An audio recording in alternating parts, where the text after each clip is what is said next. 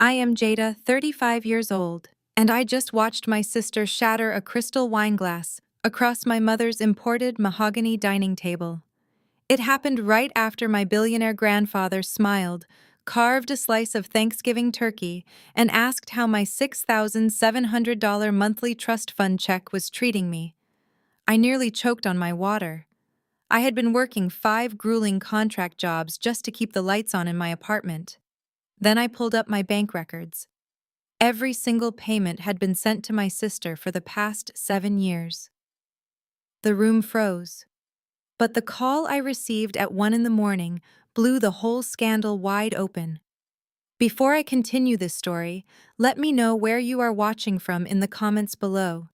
Hit like and subscribe if you have ever had to stand up to family who underestimated your worth. Growing up in an affluent suburb of Atlanta, my family projected an image of absolute perfection. My grandfather, Elijah, built a massive logistics and freight empire from a single delivery truck back in the 1970s. He was a self-made man, a pillar of the African American business community, and he expected nothing but excellence from his descendants. My mother, Vivian, inherited his wealth but none of his work ethic. She married my father, Terrence, a man who loved country club memberships and luxury cars far more than he loved actual hard work. Together, they created a household where status was the only currency that mattered. And in their eyes, my younger sister, Kenya, was the absolute gold standard. Kenya was 32, breathtakingly gorgeous, endlessly manipulative, and perfectly willing to play the role of the dutiful, glamorous socialite daughter. She married Connor, a 34-year-old white tech bro, who walked around with the unearned confidence of a man who believed his mere presence was a gift to the world. Connor was constantly pitching some new revolutionary app that was supposed to disrupt the tech industry, though nobody could ever quite explain what the app actually did. My parents adored him. He was their ultimate trophy, a shiny piece of Silicon Valley potential they could parade around at their charity galas. I was the complete opposite. I was the quiet, analytical daughter who preferred writing code in the dark over attending high society brunches. When I decided to pursue computer science instead of corporate law or high finance, my parents treated it like a personal insult. They viewed my passion for technology as a blue-collar hobby. While Kenya was given a brand new luxury SUV for her high school graduation, I was handed a bus pass and a lecture about building character. When Kenya wanted to go to a private, wildly expensive out-of-state university, my parents wrote the check without blinking.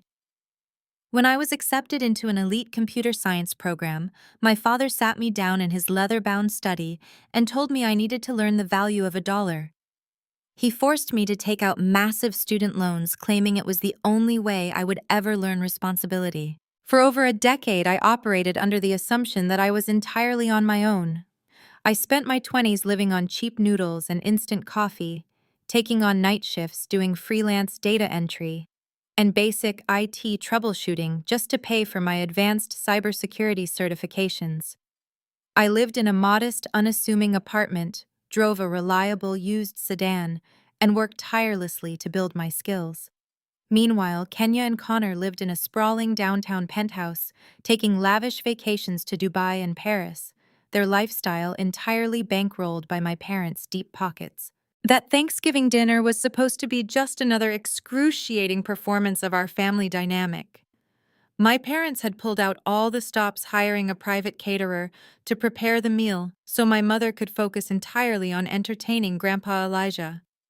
The dining room was an overwhelming display of wealth, with silver cutlery, towering floral centerpieces, and vintage wine. I sat quietly at the end of the table, wearing a simple tailored sweater, while Kenya sat across from me, draped in a custom silk dress that likely cost more than my first car.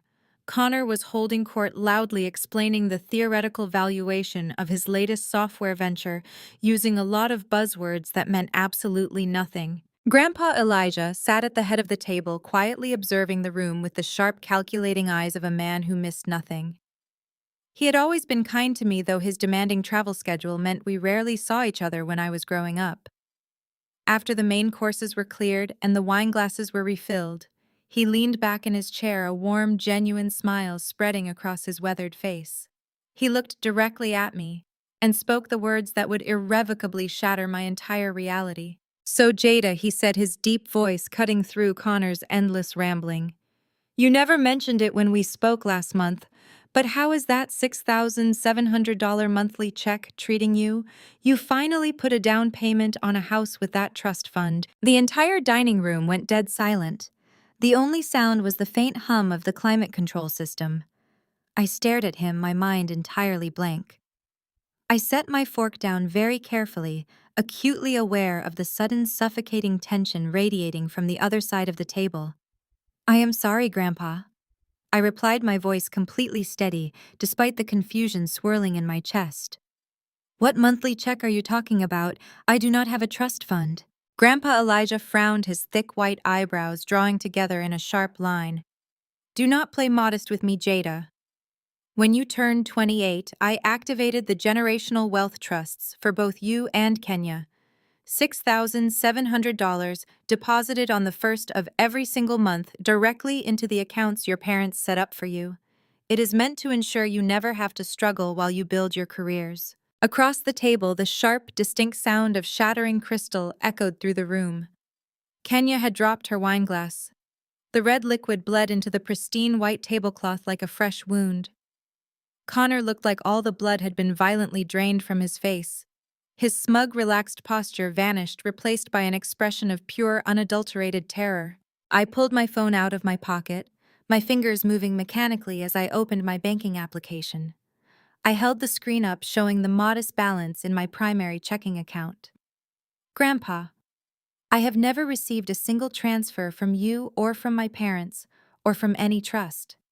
I have been working 5 contract jobs just to pay off the student loans Mom and Dad made me take out." The temperature in this room plummeted. Grandpa Elijah did not say a word. He simply reached into his suit jacket, pulled out his iPad, and opened his secure wealth management portal. The silence stretched out thick and suffocating as he tapped the screen. He adjusted his reading glasses and read a 9-digit bank routing number aloud, his voice devoid of all warmth. He looked at me, waiting for confirmation.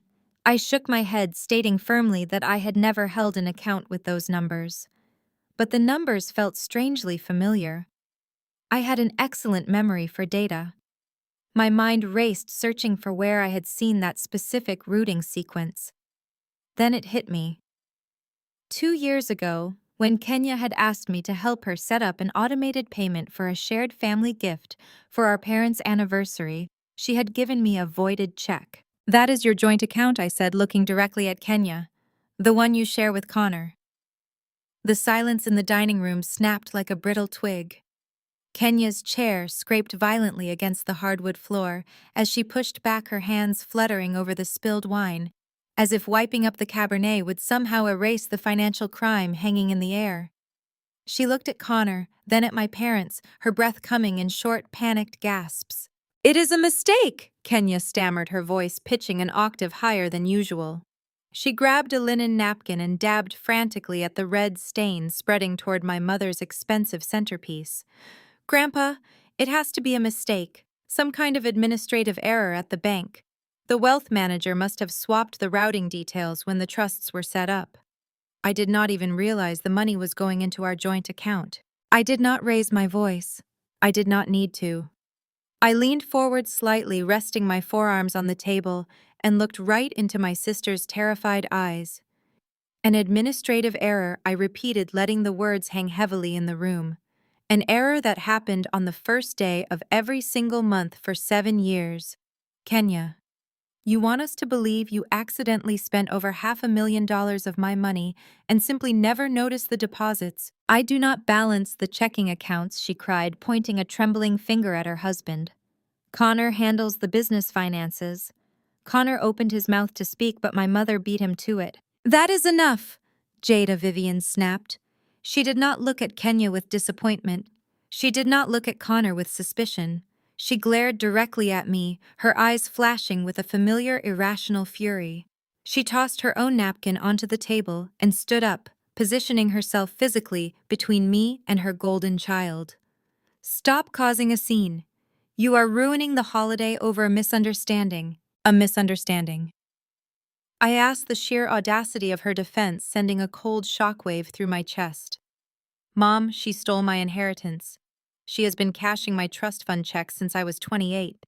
Connor's technology startup needed seed money. Vivian fired back, her tone sharp and completely devoid of guilt.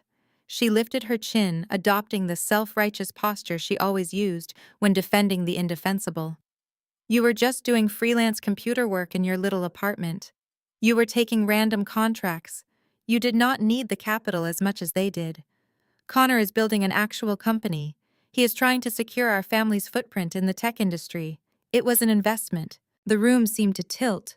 The ambient noise of the house faded entirely. I stared at the woman who had given birth to me, letting the absolute horror of her confession wash over me. They knew. My parents had known this entire time. They had not just overlooked Kenya's theft. They had actively facilitated it. They had watched me exhaust myself for 7 years working night shifts and missing meals, all while they secretly funneled my grandfather's money into Connor's imaginary tech empire. You knew, I stated, the reality tasting like ash in my mouth. My father Terence finally decided to intervene. He placed his hands flat on the table, adopting his best corporate boardroom voice, the one he used to intimidate people into submission. We made a judgment call, Jada Terrence said smoothly, completely ignoring the fact that he had just confessed to covering up a felony. You need to calm down and look at the bigger picture. When you graduated, you lacked discipline. We let you take out those heavy student loans because you needed to learn responsibility. We knew that handing you a monthly check would only make you lazy. You needed to understand the value of hard work. I let out a harsh, humorless laugh that echoed off the dining room walls. You wanted me to learn responsibility. Dad, you forced me to sign for $80,000 in student debt while I was working 2 jobs. Meanwhile, you paid for Kenya's out-of-state tuition entirely in cash. You paid off her credit cards. You dropped $150,000 on her lavish country club wedding so you could impress your golf buddies. And then when that was not enough, you stood by while she stole my grandfather's money to fund a tech startup that has not produced a single working product in 4 years. You do not understand corporate finance, Terrence shot back, his face turning a mottled shade of red. He hated being challenged, especially by me. Connor is going to pay it all back with interest when his app goes public. We kept it quiet because we knew you would be bitter and selfish about it. You always play the victim. Do not ruin this family over a temporary reallocation of funds. It is not a reallocation, I said, my voice dropping to a dangerous, steady calm. It is federal wire fraud. Connor suddenly found his courage puffing out his chest as he sat safely behind his in-laws. You have no idea what it takes to be an entrepreneur, Jada. You write basic code for hourly wages. I am building a platform. The money was sitting there doing nothing. I put it to work. You will get your initial principal back when we secure our Series A funding next quarter. I looked at Connor. I looked at his smug, entitled face, and I felt a profound sense of clarity. They truly believed I was a pathetic, struggling freelancer who would simply bow her head and accept their abuse. They had no idea who I actually was. They had no idea I was sitting on an offshore portfolio worth more than my father's entire net worth. My mother threw her hands up in exasperation, clearly deciding she had entertained my grievances long enough. She turned her attention to Grandpa Elijah, offering him a tight, placating smile. "Elijah, please," Vivian cooed, trying to smooth over the tension. "Do not let Jada's jealousy ruin the evening. You know how she gets. She has always resented Kenya's success. We will sort out the accounting tomorrow. Let me have the caterer bring out the dessert." Grandpa Elijah did not blink. He sat at the head of the table like a stone statue. His eyes moved from my father to my mother and finally settled on Kenya. The air around him felt physically heavy with silent, simmering rage. He was looking at my parents not as family members, but as liabilities who had just stolen from his empire. Vivian misinterpreted his silence as agreement. She turned back to me, her eyes narrowing into cold slits. "Leave," Vivian demanded, pointing a manicured finger toward the hallway. "I spent weeks preparing for this holiday, and you are acting like a spoiled child."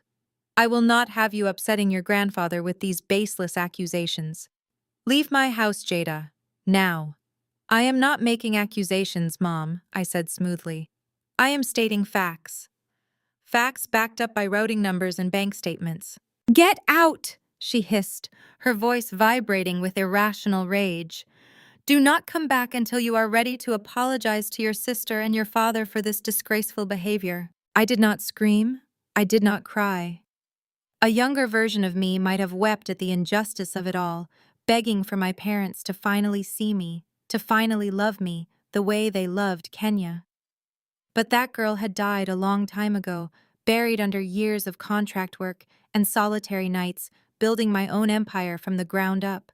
I calmly picked up my linen napkin, folded it neatly, and set it beside my untouched plate of turkey. I pushed my chair back and stood up. I looked at the people who were supposed to protect me, taking in their arrogant, defensive postures.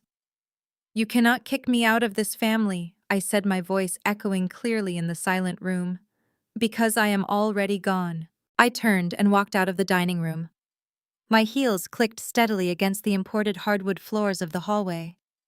I did not look back, but as I reached for the front door handle, the facade of their perfect family dinner finally cracked. I heard Grandpa Elijah's voice boom through the house, deep and terrifying, demanding absolute silence. It was immediately followed by the panicked, pleading tones of my mother and the frantic stammering of my father as they realized the billionaire patriarch was not going to accept their excuses. I stepped out into the cool November air and closed the heavy oak door behind me, sealing them inside with the monster they had created. I walked to my car, slid into the driver's seat, and started the engine. I was entirely done playing the scapegoat.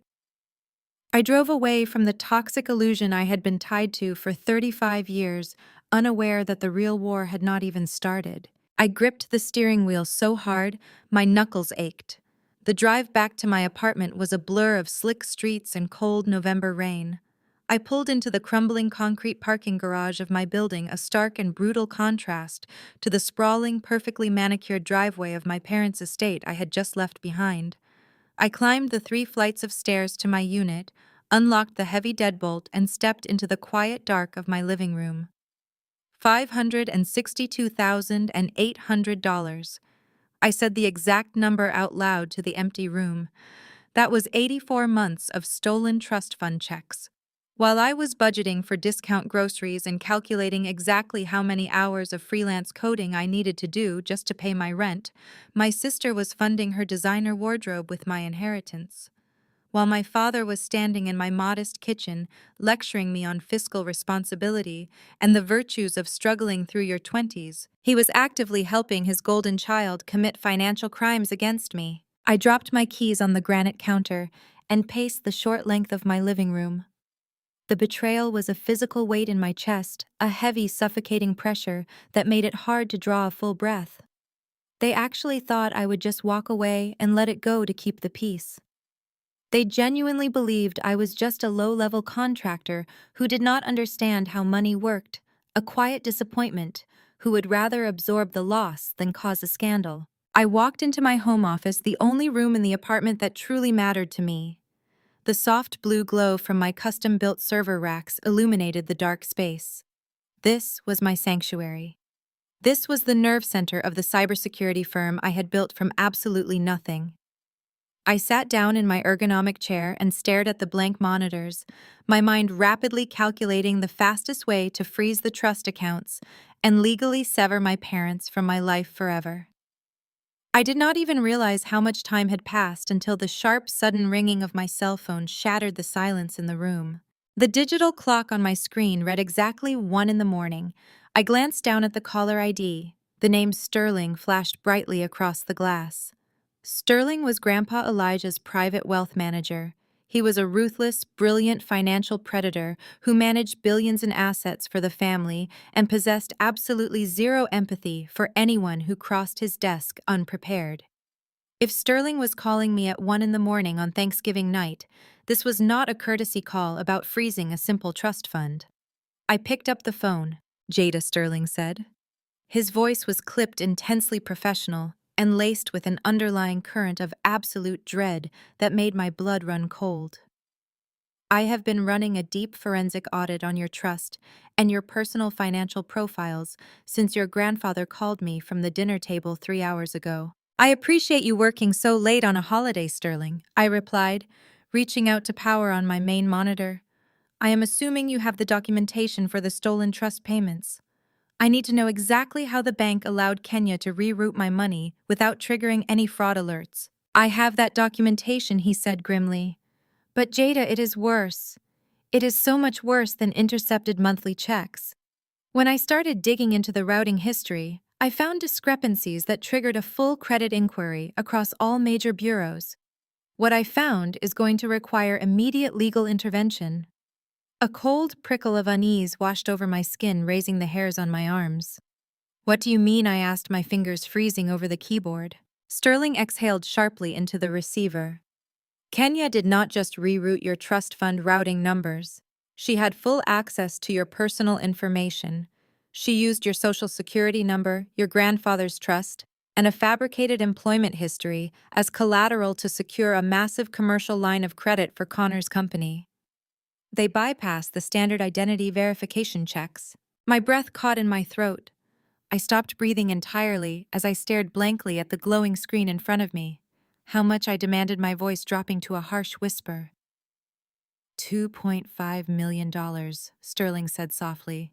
The number slammed into me with the force of a freight train. $2.5 million. Connor's entire startup, his lavish office space downtown, his inflated executive payroll, his relentless boasting at family dinners, it is all completely funded by stolen capital in my name. They forged your signature on federal banking documents. Sterling continued, his tone turning urgent. Jada, his company is financially hemorrhaging. I am looking at the internal audit numbers right now. They are missing loan payments. They are burning through cash at an absolutely unsustainable rate. If that startup defaults, the bank is not going to go after Connor. They are going to come after you. You are currently legally on the hook for federal bank fraud. I closed my eyes as the horrifying reality of my situation finally clicked into place. The missing money was just the beginning. This was not just a case of an entitled sister stealing my allowance.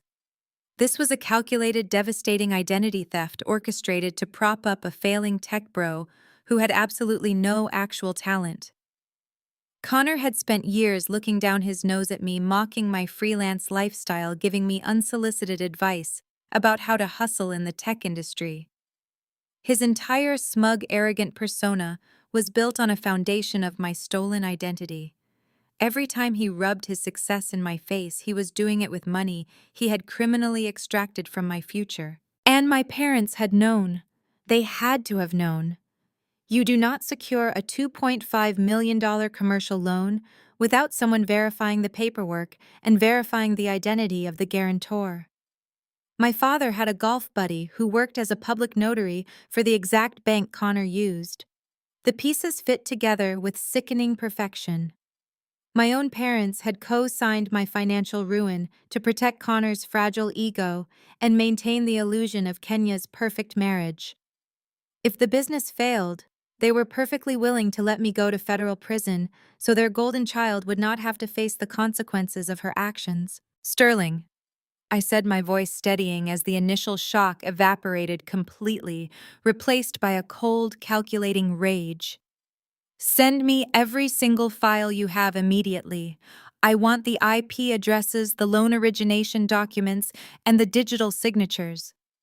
If Connor thinks he can build his empire on my back and leave me to take the fall, he is about to learn exactly what I do for a living. I hung up the phone and stared at the glowing code scrolling across my monitors, the trap already forming in my mind. The sun had barely broken over the Atlanta skyline when I pushed through the heavy glass doors of Sterling's downtown firm. The lobby was a shrine to high-end corporate warfare. Polished marble floors, cold steel accents, and an absolute silence that felt heavier than the ambient noise of the city streets below. I had not slept a single minute since ending my call with Sterling.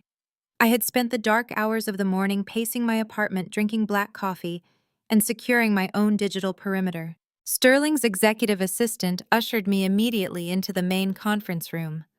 The space was dominated by a massive mahogany table, but my eyes went straight to the two men already waiting for me. Grandpa Elijah sat at the far end, his hands resting on the handle of his walking cane. He wore a sharp three-piece suit looking less like a grandfather and more like the ruthless freight magnate who had built an empire from the ground up. Beside him stood Sterling, a tall, impeccably dressed man whose entire demeanor screamed legal devastation. Spread out across the center of the mahogany table were dozens of documents, bank statements, and printed emails. "Take a seat," Jada Grandpa Elijah commanded. His voice was low, carrying a dangerous gravelly edge that I had never heard directed at me. He was not looking at the papers. He was looking at me, assessing how I was holding up under the weight of a multi-million-dollar betrayal. I pulled out a leather chair and sat down. Sterling immediately slid a thick-bound folder across the polished wood toward me. "These are the loan origination documents from Vanguard Commercial Bank," Sterling said, tapping the heavy cardstock cover. Connor took out a commercial development loan for $2.5 million, exactly 34 months ago. The business entity is registered under his name and Kenya's name. But the loan required a guarantor with exceptional credit and verifiable liquid assets. Connor has terrible credit and Kenya has absolutely no verifiable income. I opened the folder. The first page was a standard commercial lending agreement. I scanned down to the bottom of the page and the breath hitched in my throat. There on the guarantor line was my name. The signature was a remarkably good forgery, mimicking the exact loop of my cursive J and the sharp slant of my last name. It was good enough to pass a casual glance by a loan officer. "I did not sign this," I said, my voice eerily calm despite the rapid pounding of my heart. "I have never even set foot inside a Vanguard commercial bank." "We know you did not sign it," Sterling replied, leaning forward and resting his palms on the table. "But the bank believes you did. They authorized the transfer of $2.5 million based on this signature, your social security number, and a fabricated portfolio of assets that Kenya provided to them using the monthly trust fund deposits as proof of your passive income. They essentially used your stolen inheritance to validate your stolen identity." I flipped to the next page, feeling a cold sweat break out on the back of my neck. I looked at the notary section, the part of the document that legally certified the signatures were genuine and signed in person. I expected to see a random bank employee's stamp. I expected to see a stranger's name. Instead, I saw a familiar black ink seal pressed firmly into the paper. Marcus Vance. I stared at the name, the letters blurring together, as a sickening wave of realization crashed over me. Marcus Vance was not a random bank employee. He was my father's fraternity brother. He was Terrence's oldest golfing buddy. He had been to our house for summer barbecues. He had eaten food from my mother's kitchen. Sterling watched my face change. "You recognize the notary," he stated. It was not a question. "He is my father's best friend," I whispered, the full, horrifying scope of the conspiracy finally taking shape in my mind. "Marcus has an independent notary license. He runs a small private wealth advisory firm in Buckhead." Grandpa Elijah let out a sound that was half scoff, half growl. His hands tightened around his cane until his knuckles turned white. "Your father orchestrated this," Elijah said, his voice dripping with absolute disgust. That spineless coward could not bear the thought of his perfect son-in-law failing. He could not stomach the embarrassment of Connor's fake tech company going bankrupt, so he called in a favor. He had Marcus stamp this forged document to push the loan through. The puzzle pieces locked together with devastating precision. Kenya had not acted alone. Connor had not just been a passive beneficiary. My parents had actively facilitated the identity theft. They had handed me over to the wolves to protect the fragile ego of a mediocre white man and the social standing of their favorite daughter. My father had compromised his own friend to commit federal bank fraud, all while looking me in the eye every holiday and lecturing me about my lack of ambition. My mother had yelled at me to leave her house to cover up a felony she helped commit. "If Connor defaults on this loan," Sterling explained, breaking through my racing thoughts, "the bank initiates immediate asset seizure. They will come for everything in your name. Your bank accounts, your property, your future wages. When you inevitably contest the seizure by claiming fraud, it triggers a federal investigation. The FBI gets involved. Wire fraud, identity theft, and bank fraud carry mandatory minimum sentences in federal prison. I looked up at Sterling. How close are they to defaulting? They have missed their last 2 quarterly payments, Sterling said, sliding another document toward me. Connor's tech startup is bleeding capital. He is spending money on lavish corporate retreats, luxury car leases, and high-end office space to maintain the appearance of a successful tech founder. He is running a shell game, Jada. He is completely out of cash. Vanguard Bank has issued a final warning. If they do not receive a payment of $150,000 by the end of this month, they are sending the file to collections and initiating legal action against you. A heavy silence fell over the conference room. I stared at the forged signature, feeling the weight of 35 years of emotional neglect morph into cold, hard criminality. They had not just marginalized me. They had literally banked on my destruction. They assumed I was too poor and too ignorant to ever discover the theft before Connor magically struck it rich and paid the loan back quietly. Sterling cleared his throat, adopting a more cautious tone. We have a few options here, Jada. If we report this to the authorities immediately, your sister, your brother-in-law, and potentially your father will face federal indictment. They will go to prison. However, the ensuing legal battle will be highly public and incredibly messy. Your name will be dragged through the mud in open court. If you want to protect yourself without destroying the family publicly, I can negotiate a quiet settlement. We can freeze the remaining trust assets, force Connor to liquidate his holdings, and structure a silent repayment plan that keeps your sister out of a federal penitentiary. I looked at Sterling, absorbing his offer. He was giving me the polite, wealthy family way out. The sweep it under the rug option. Before I could even open my mouth to respond, Grandpa Elijah slammed the base of his cane against the hardwood floor. The sharp crack echoed like a gunshot, making both Sterling and me jump. "We do not settle," Grandpa Elijah said, his voice vibrating with a terrifying, righteous authority. He stood up slowly, leaning heavily on his cane, but projecting an aura of absolute dominance. He looked down at the forged documents, his face carved from stone. My own daughter conspired to steal from my legacy and ruin my granddaughter to prop up a failure. They thought they could use my wealth and your name to build their kingdom. Grandpa Elijah turned his piercing gaze directly onto me. He did not look at me with pity. He looked at me with expectation. "We do not offer them a quiet way out, Jada," he said, every word hitting the air like a hammer. "We do not just sue them. We dismantle them. What is your move, Jada?" I left Grandpa Elijah and Sterling in that high-rise boardroom with a promise that I would return by noon with a comprehensive battle plan. The mandate to dismantle my sister and brother-in-law was clear, but executing it required precision. I needed a neutral space to process the sheer magnitude of the betrayal and to begin mapping out the specific digital strikes I was about to unleash on Connor's fraudulent empire. I walked 3 blocks through the biting November wind, the sharp chill providing a welcome contrast to the suffocating tension of the wealth management firm. I found refuge in a small, independent coffee shop tucked away on a quiet side street. It was a modest place, filled with the rich scent of roasted beans and the low hum of morning commuters. I ordered a black coffee, claimed a small wooden table in the back corner, and opened my laptop. I was deep into tracing the IP addresses used to submit the forged loan documents, securing the digital trail that led straight back to Connor's penthouse when the bell above the cafe door chimed aggressively. I did not look up immediately, my fingers flying across the keyboard until a heavy shadow fell across my screen. I raised my eyes to find my parents looming over my table. Vivian was wrapped tightly in a camel hair cashmere coat, her lips pressed into a thin white line of absolute disapproval as she surveyed the unassuming coffee shop.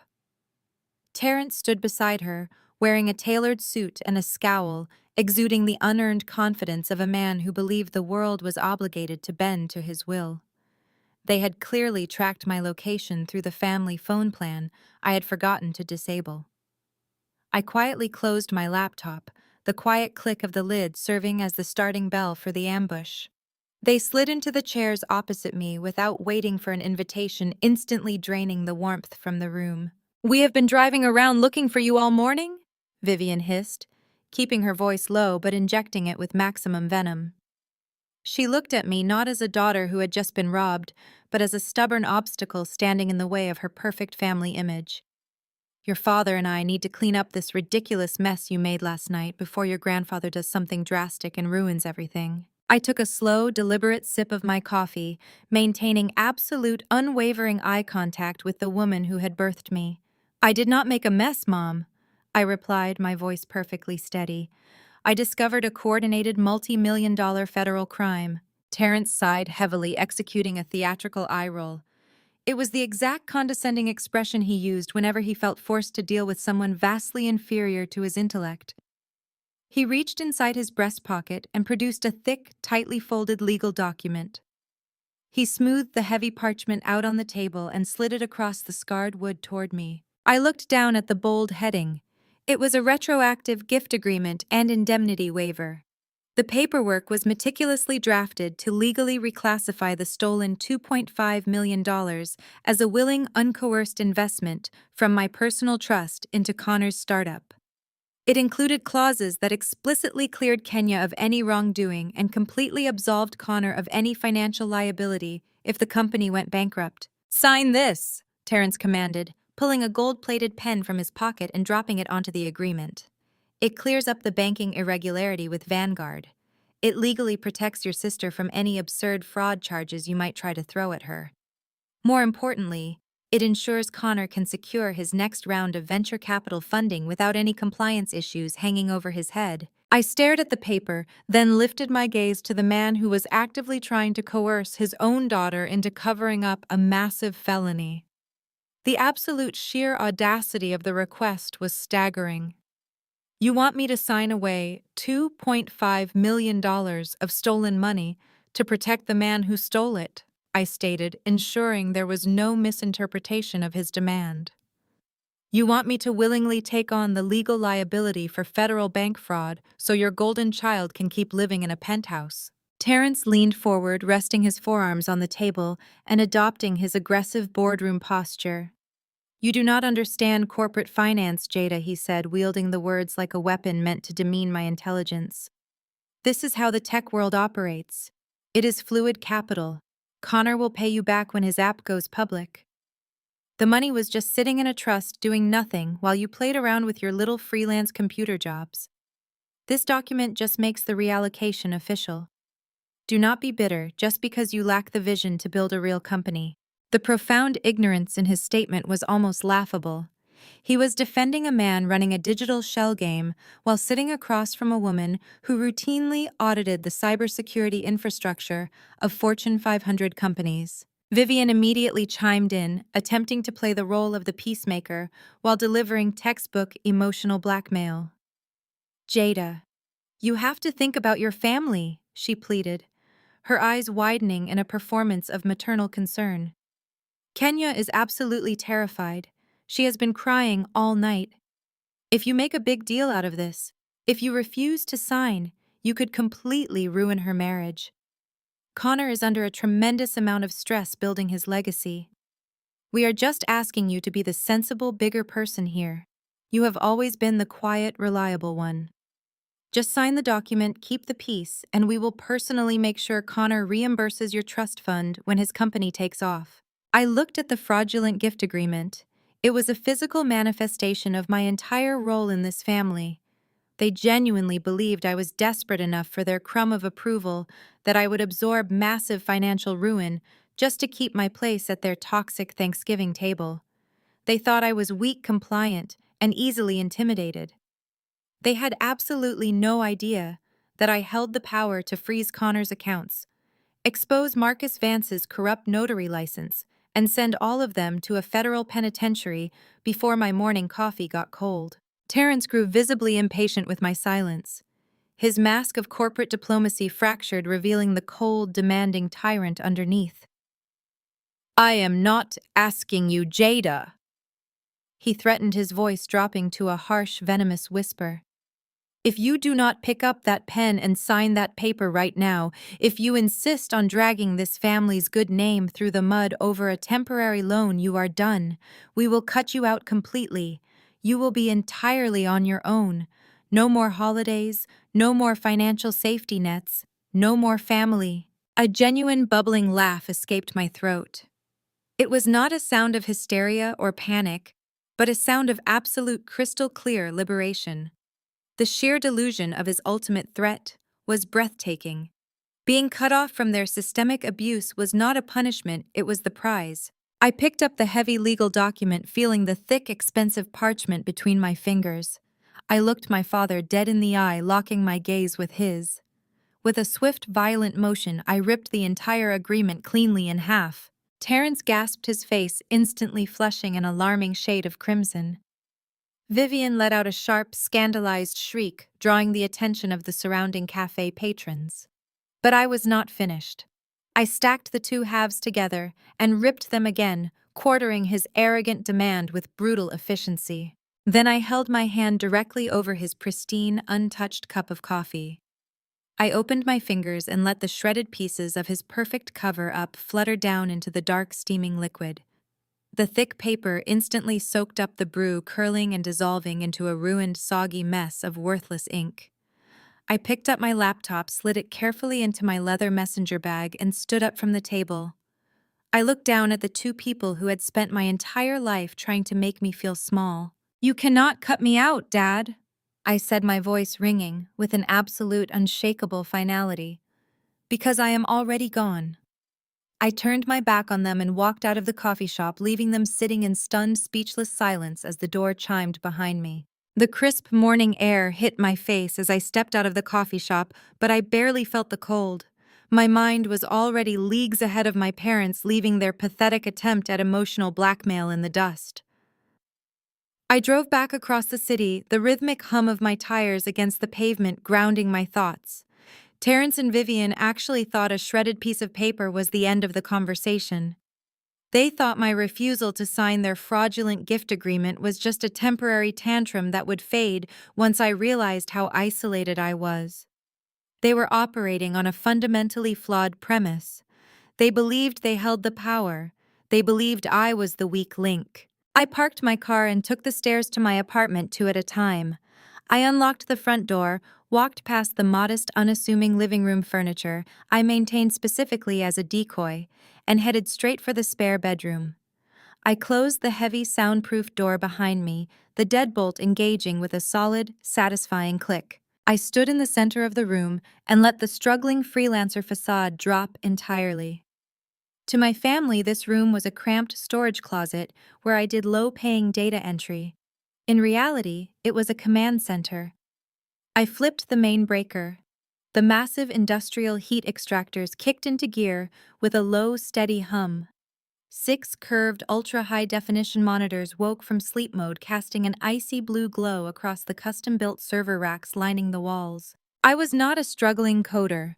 I was the anonymous lead developer and founder of an elite, highly lucrative cybersecurity firm that specialized in penetrating and fortifying the digital architecture of Fortune 500 companies. I was paid exorbitant 7-figure retainers by multinational banks to find the hidden vulnerabilities in their systems before malicious hackers could exploit them. My entire career was built on dismantling secure networks, tracking encrypted financial data, and exposing digital fraud. Connor and Kenya had decided to commit identity theft against a woman who literally wrote the industry-standard protocols for catching identity thieves. I sat down in my ergonomic chair, cracked my knuckles, and let my fingers fly across the mechanical keyboard. It was time to pull Connor's life apart piece by piece. I started with the documents Sterling had forwarded to my secure server earlier that morning. Using the loan origination file, I isolated the corporate registration number for Connor's startup, a company he had obnoxiously named Vertex Dynamics. From there, I ran a series of automated background scripts to scrape every public filing tax record and business license associated with the entity. But public records were not enough. I needed to see the bleeding arteries of his operation. I needed his internal ledger. For a man who claimed to be a revolutionary tech visionary, Connor's digital security was an absolute joke. He had spent $2.5 million of stolen capital, and apparently not a single cent of it went toward basic cybersecurity. His company's firewall was a standard out-of-the-box commercial package. It took me less than 12 minutes to bypass their perimeter exploit, an unpatched vulnerability in their cloud storage server, and grant myself hidden administrative access to their entire internal network. I opened his financial directories and began to read. The level of gross negligence and financial hemorrhaging I found was staggering. Vertex Dynamics was not a functioning technology company. It was a glorified frat house burning through stolen cash at an apocalyptic rate. I watched the transaction history scroll down my screen, a damning timeline of Connor's vanity. He had signed a 10-year lease on 30,000 square feet of premium downtown office space, featuring exposed brick and panoramic views of the city. He had authorized a massive monthly retainer for an aggressive public relations firm whose sole job was to get his name mentioned in minor tech blogs. The internal expense reports detailed catered sushi lunches, weekly corporate retreats to luxury resorts, and a $50,000 custom espresso bar for the break room. He was paying himself and three of his college friends mid-six-figure executive salaries. Meanwhile, the actual product development was non-existent. I accessed the back-end repository where his development team stored the source code for his supposedly revolutionary application. I ran a quick diagnostic analysis on the architecture. It was complete vaporware. The app was nothing more than a flashy user interface built over a hollow framework of patched-together open-source code. It had no proprietary algorithm. It had no viable path to monetization. It could not scale, it could not process data securely, and it was entirely useless. He was selling a ghost to investors banking entirely on buzzwords and his own unearned confidence. But the vanity had caught up with him. The balance sheets from the last 90 days were a bloodbath. The $2.5 million commercial line of credit he had secured using my stolen identity was completely exhausted. Vertex Dynamics was bouncing vendor payments. They were delaying payroll. They were dodging calls from their commercial landlord. Connor had less than 2 weeks of operational runway left before the entire company collapsed into forced bankruptcy, which would automatically trigger the bank to seize my assets to cover the defaulted loan. I leaned back in my chair, the blue light of the monitors reflecting in my eyes. Terrence had sat in that coffee shop and arrogantly assured me that Connor was going to pay me back when his app went public. My father had risked federal prison to protect a man who was running a digital Ponzi scheme. I needed to know Connor's exit strategy. A rat backed into a corner always looks for a way out. I pulled up his personal digital calendar and synced it with his corporate email inbox, filtering the search parameters for the next 14 days. There it was. A lifeline. Next Tuesday at 10 in the morning, Connor was scheduled to give a make-or-break, do-or-die presentation. He was seeking a massive Series A funding injection to bail out Vertex Dynamics. He needed real venture capital money to cover the commercial loan default and keep his hollow company afloat. I opened the calendar invite and read the details of his pitch meeting. My breath caught in my throat, and a slow, dangerous smile spread across my face. The sheer magnificent irony of the universe was almost too beautiful to handle. Connor was pitching his vaporware app to Apex Innovations. Apex Innovations was one of the most ruthless, heavily guarded, and prestigious venture capital firms on the East Coast. They managed billions in tech investments, and they were notoriously paranoid about funding fraudulent startups. They refused to invest a single dollar without conducting an exhaustive microscopic technical audit of the target company's software architecture.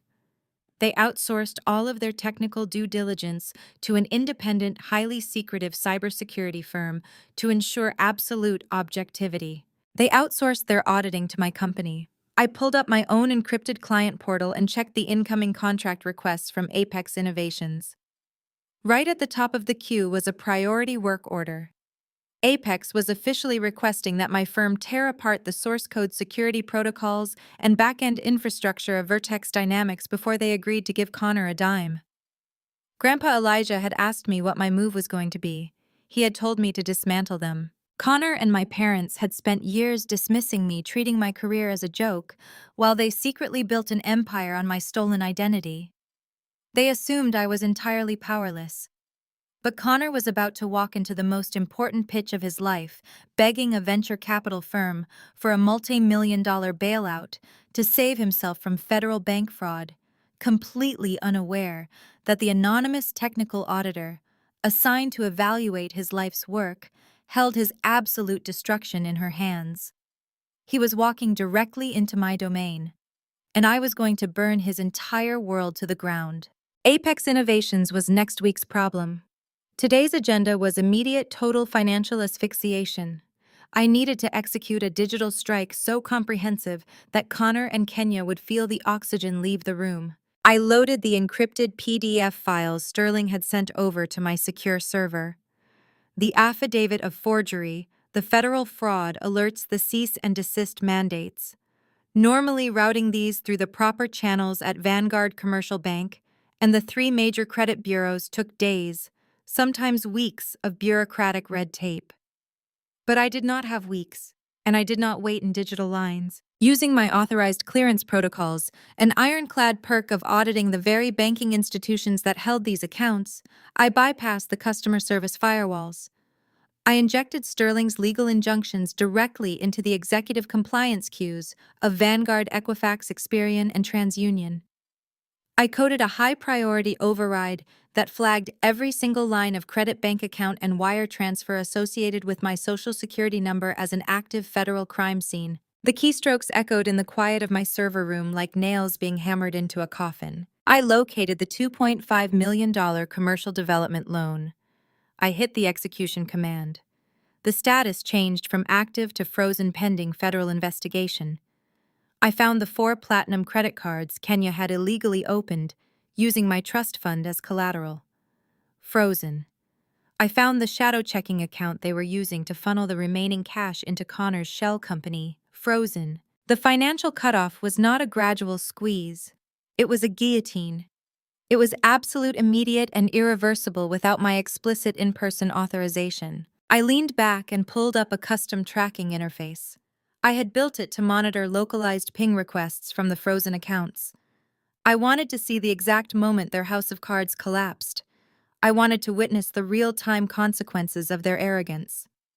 I poured myself a fresh cup of coffee and watched the monitors. It did not take long. At exactly 1:15 in the afternoon, the first alert flashed across my screen in bright crimson text. Location: Neiman Marcus, Lenox Square. Attempted transaction: $4,200.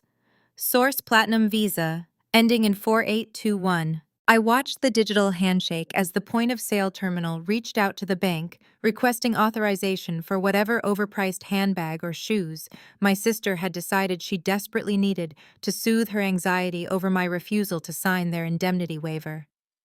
The server bounced the request against the newly updated compliance file. Result declined. Code fraudulent, account locked. I smiled, imagining the scene.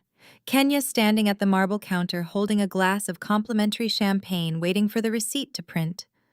The polite but confused look on the sales associate's face. The quiet murmur that the card did not go through.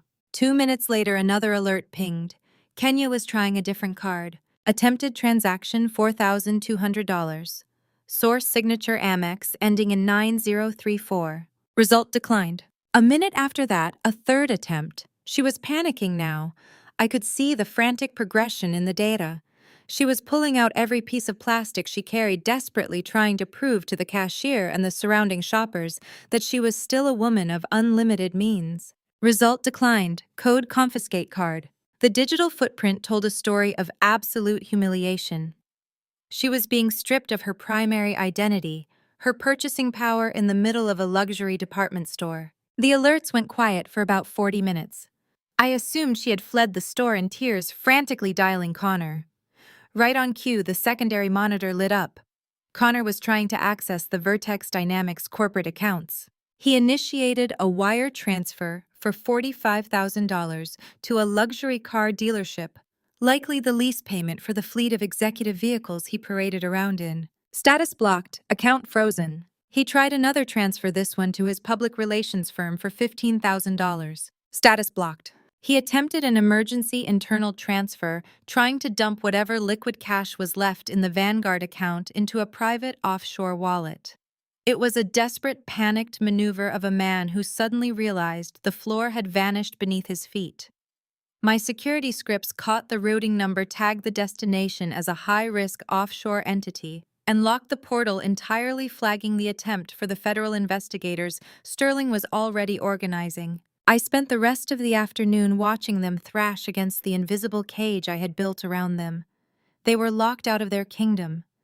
The money they had stolen to prop up their inflated egos was gone, locked behind biometric firewalls and federal fraud injunctions that they could not charm or bully their way through. They could not call my parents to fix this. Terrence's wealth could not unfreeze an account tagged by the federal government for identity theft.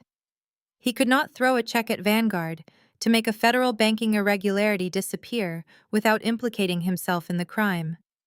They were entirely cut off. The sun dipped below the Atlanta skyline, casting long shadows across my apartment. I powered down the primary monitors, leaving only the security feeds active. The quiet hum of the servers was a soothing white noise.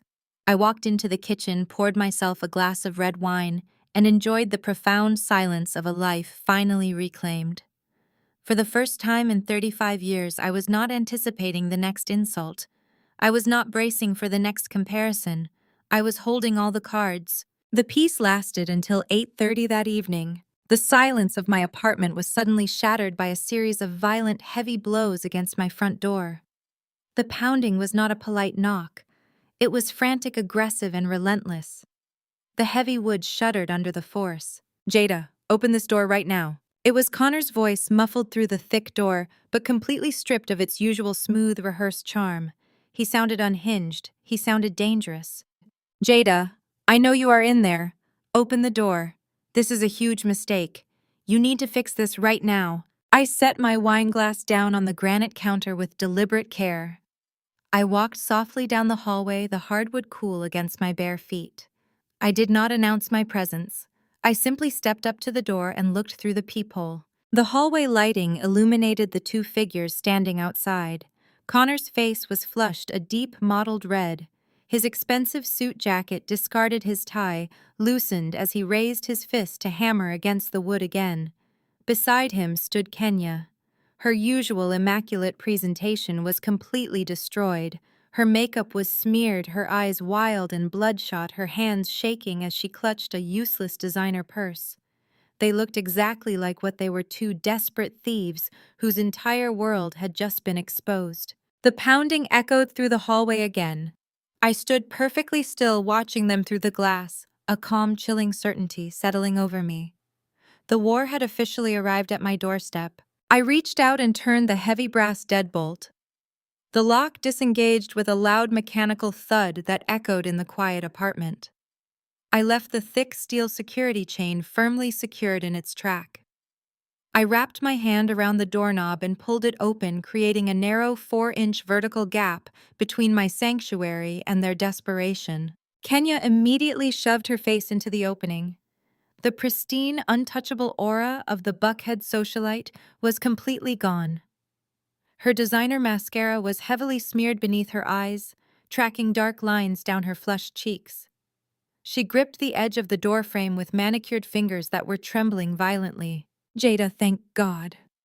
Kenya gasped, her voice pitching up into that frantic, breathless register she always used when she needed someone to clean up her messes. "You have to call your bank right now. There is some massive misunderstanding. My cards are declining everywhere. I was at Neiman Marcus, and the manager actually came over and took my platinum card. They confiscated it right in front of everyone. Connor's business accounts are completely frozen. You have to fix this immediately." I looked at her, my face a mask of absolute calm. I crossed my arms over my chest and leaned against the edge of the door. "There is no misunderstanding, Kenya." I said, my voice low and perfectly even. "I flagged the accounts for identity theft and wire fraud. The federal government froze your assets. I did not make a mistake, and I am not fixing anything." Connor shoved his way into the narrow gap, physically displacing his wife. The polished, charismatic tech founder facade he wore to family dinners had entirely evaporated. The veins in his neck were bulging against his collar. He reeked of expensive scotch and raw panic. He slammed his flat palm against the outside of the door, causing the steel chain to rattle sharply against the wood. "Unlock the accounts right now," Connor demanded, barking the order as if I were a disobedient subordinate. "You have no idea what you are doing. You are freezing operational capital for a multi-million-dollar enterprise. You are going to bankrupt my company over a technicality." I did not flinch. I stared directly into his bloodshot eyes. "I froze stolen money, Connor. You took out a commercial loan using my social security number and a forged signature. That is not a technicality. That is a federal felony carrying a mandatory minimum sentence." Connor let out a harsh, derisive laugh that sounded more like a bark. His true colors, the deep-seated arrogance and entitlement he had always harbored toward me, finally bled through. He dropped the nice guy act entirely. He looked at me through the crack in the door with unfiltered contempt, his gaze raking over my casual clothes and the modest entryway of my apartment. "You really think you understand how this works, do not you?" Connor sneered, his voice dripping with condescension. He leaned closer to the gap, trying to use his physical size to intimidate me. "You sit in this sad little apartment and you type basic script for freelance pennies. You are a low-level coder who is too bitter to understand high-level tech. You do not comprehend fluid equity. You do not understand how venture capital scaling operates. I am building something that changes the world, and you are trying to destroy it because you are jealous." He jabbed a finger toward my face through the opening. "You have always hated that Kenya chose a winner. You are just an angry, bitter woman who cannot stand seeing someone else achieve real success.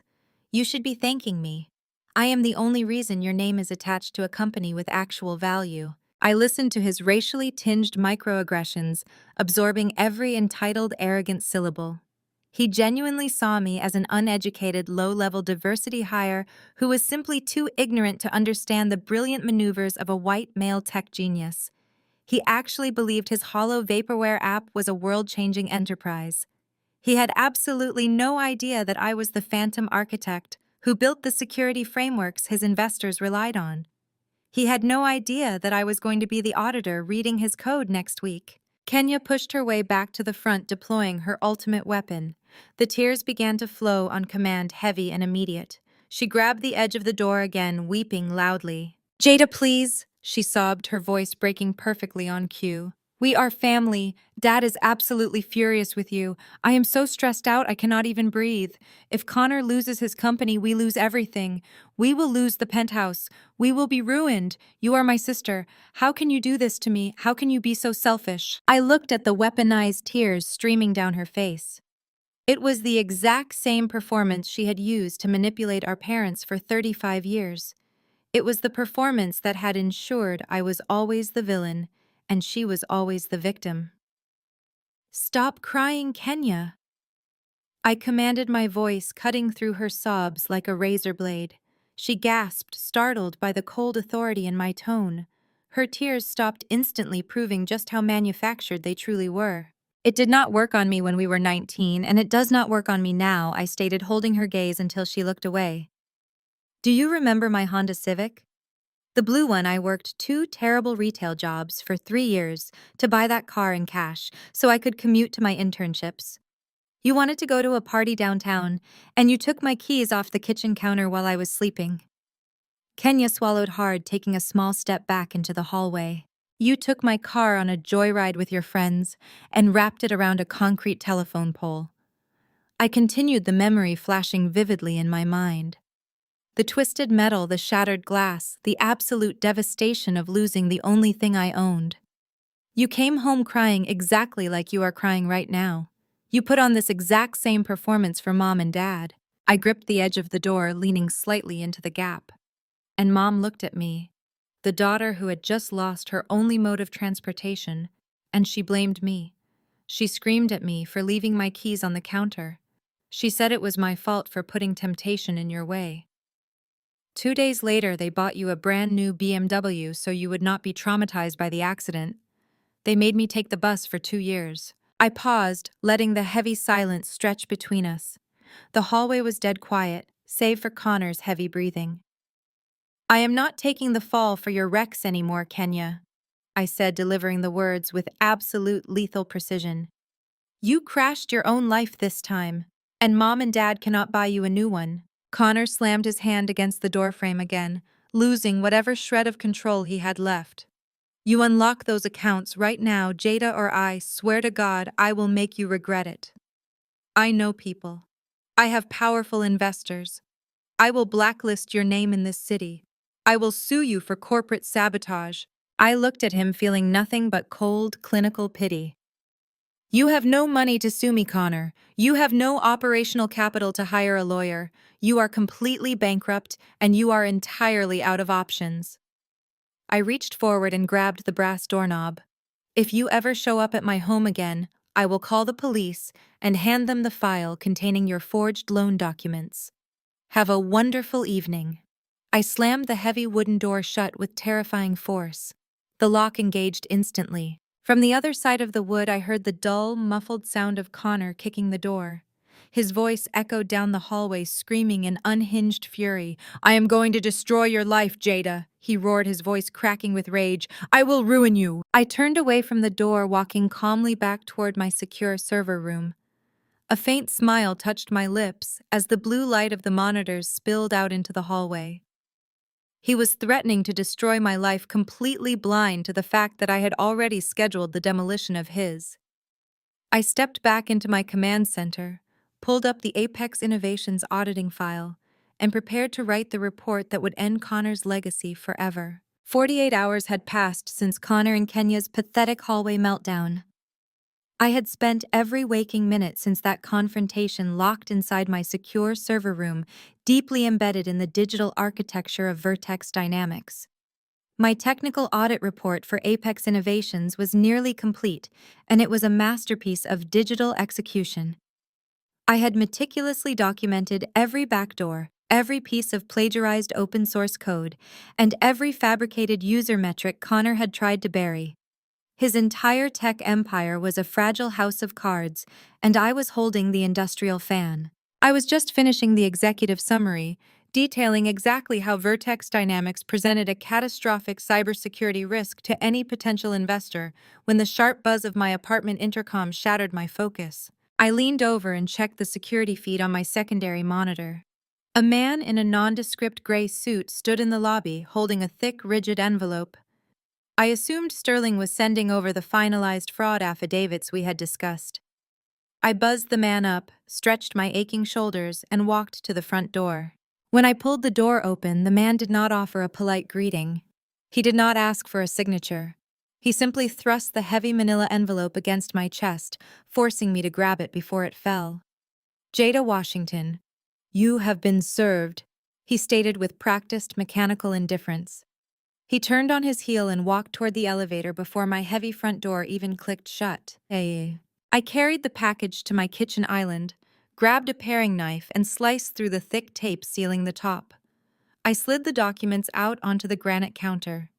The premium heavy stock paper bore the embossed letterhead of Harrison and Hayes, the most notoriously aggressive high-priced corporate litigation firm in Atlanta. It was the exact firm my father kept on a massive monthly retainer to terrorize his business rivals. Connor had not just hired a lawyer, he had deployed my father's personal mercenaries. I flipped through the 50-page injunction, my eyes scanning the dense legal jargon with cold, clinical precision. It was an absolute masterpiece of legal fiction. Connor was suing me for defamation of character, tortious interference with prospective business relations, and corporate sabotage. He was demanding $10 million in compensatory damages. Attached to the back of the lawsuit was an emergency court-ordered injunction. It legally barred me from contacting Vanguard Commercial Bank, Apex Innovations, or any financial entity associated with Vertex Dynamics. I read through the specific allegations, shaking my head at the sheer delusion printed on the pages. Connor's lawyers claimed that I was a disgruntled, estranged family member who had utilized illicit hacking techniques to freeze his legitimate corporate accounts out of pure malicious spite. The lawsuit painted him as a brilliant, besieged entrepreneur and framed me as a bitter, low-level computer technician trying to extort him for a payday. The strategy was brutally transparent. Connor and my parents were executing the classic wealthy bully playbook. They were banking entirely on the illusion they had created for me. They genuinely believed I was still the struggling freelance coder, barely making rent and clipping grocery coupons. They knew a standard citizen could not afford to fight a protracted scorched earth legal battle against Harrison and Hayes. They expected me to take one look at the sheer volume of these legal threats, panic at the prospect of millions of dollars in damages, and immediately surrender. They wanted to bury me in frivolous motions, discovery requests, and insurmountable legal fees until I was completely suffocated. They were trying to force me into dropping the fraud pursuit just to survive the financial crush of defending myself in civil court. It was the exact same tactic my father had used 12 years ago against a small, independent roofing contractor. The man had dared to sue Terrence for unpaid invoices after completing a massive job on one of my father's commercial warehouses. Instead of paying the man the $50,000 he was owed, Terrence had unleashed Harrison and Hayes. He buried the contractor in countersuits alleging shoddy workmanship and breach of contract. Terrence dragged the proceedings out for 3 years until the contractor went entirely bankrupt and lost his business, ultimately dropping the suit because he simply could not afford to pay his lawyers anymore. I vividly remembered sitting at the dining room table as a teenager listening to my father laugh about it over a glass of wine. He had bragged to my mother that the legal fees cost him twice what the actual invoice was worth, but it was the principle of the matter. He had taught Connor well. They believed they could bleed me dry and crush me under the weight of their superior resources. I dropped the stack of papers back onto the kitchen counter. I did not feel a single ounce of panic. I did not feel fear. I felt the sharp electric thrill of the hunt. Connor had made a fatal, catastrophic miscalculation. He was so blinded by his own arrogance and so convinced of my poverty that he had failed to consult a competent criminal defense attorney. By filing a civil suit to formally protect the Vanguard accounts and demand access to the frozen funds he had officially on the public court record claimed ownership of the very financial infrastructure tied to the forged documents. He was trying to use the justice system to silence me, but he had just legally attached himself to a federal crime scene. He had provided written sworn documentation that he was the primary beneficiary of the stolen $2.5 million.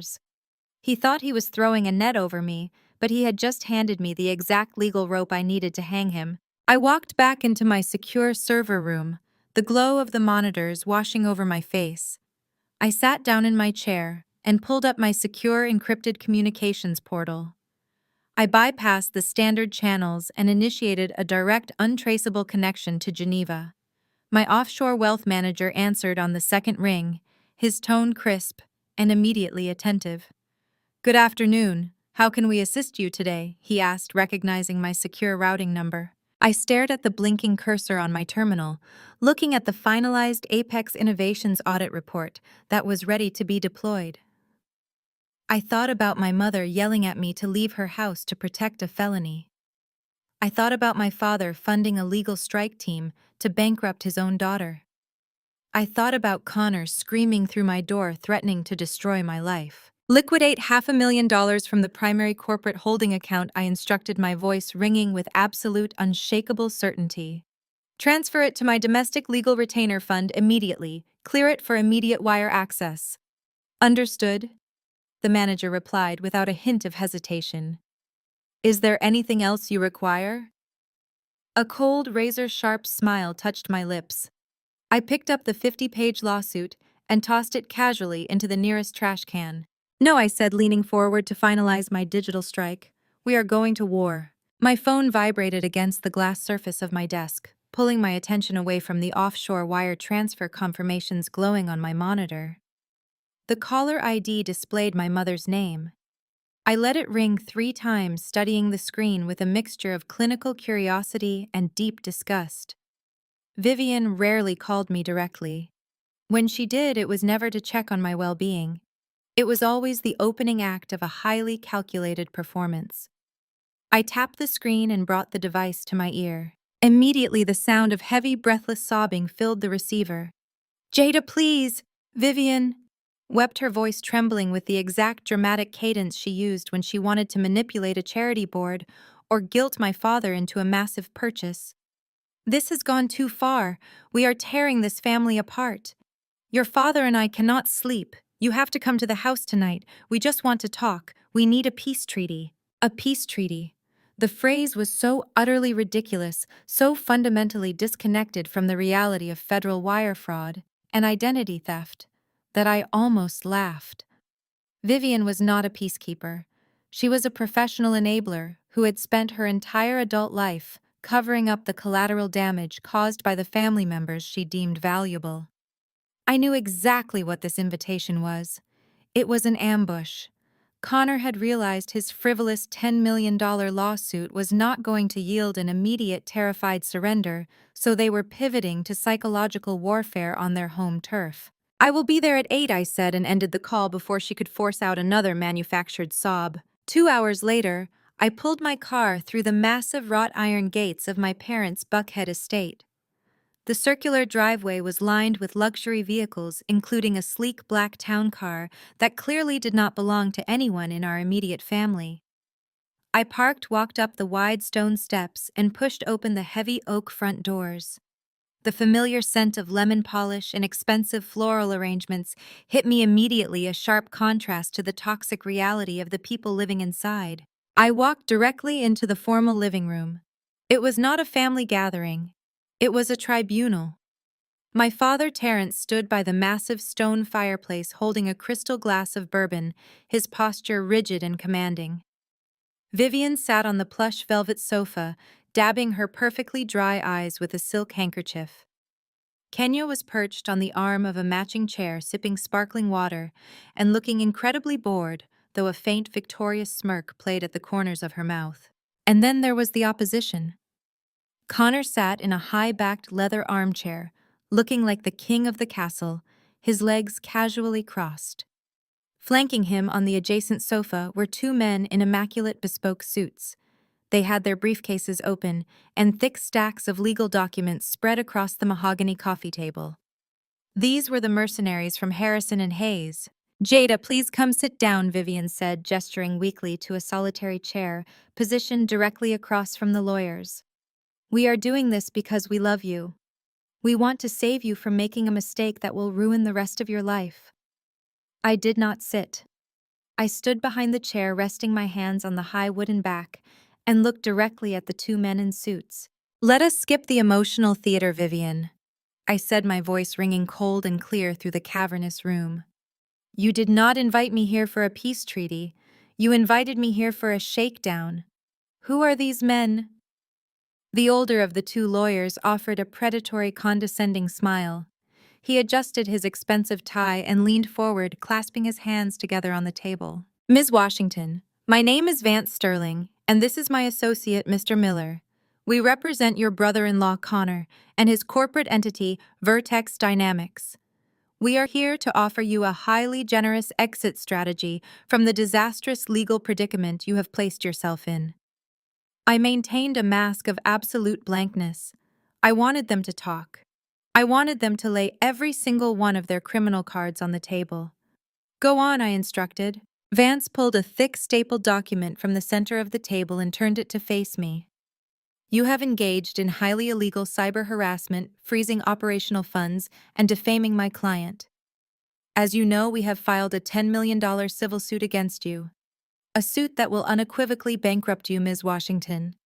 We understand you are a freelance computer technician. You do not have the capital to survive a protracted legal battle against our firm. However, Connor is a forgiving man. He values family harmony." Connor adjusted his cuffs, leaning back in his chair with a look of supreme arrogance.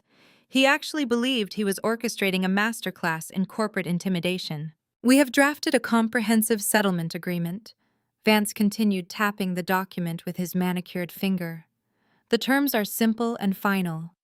First, you will sign a strict non-disclosure agreement, barring you from ever discussing Vertex Dynamics' Vanguard Commercial Bank or your brother-in-law's finances with any third party, including federal authorities. I stared at the paper. They were actually trying to execute a private NDA to cover up a federal banking crime. Second, Vance said, his tone dropping into a hard, threatening register. You will sign this admission of liability. It legally transfers the entire $2.5 million commercial debt at Vanguard permanently into your name, absolving Connor and his company of all financial responsibility. You will confirm that you authorized the loan and mismanaged the funds. In exchange, we will drop the defamation lawsuit, cancel the emergency restraining order, and walk away. You get to keep your freedom, and Connor gets his company back. I looked from Vance to Connor, then to my parents. Terrence took a slow sip of his bourbon. Take the deal, Jada, my father commanded, his voice echoing off the high ceiling. You have embarrassed this family enough.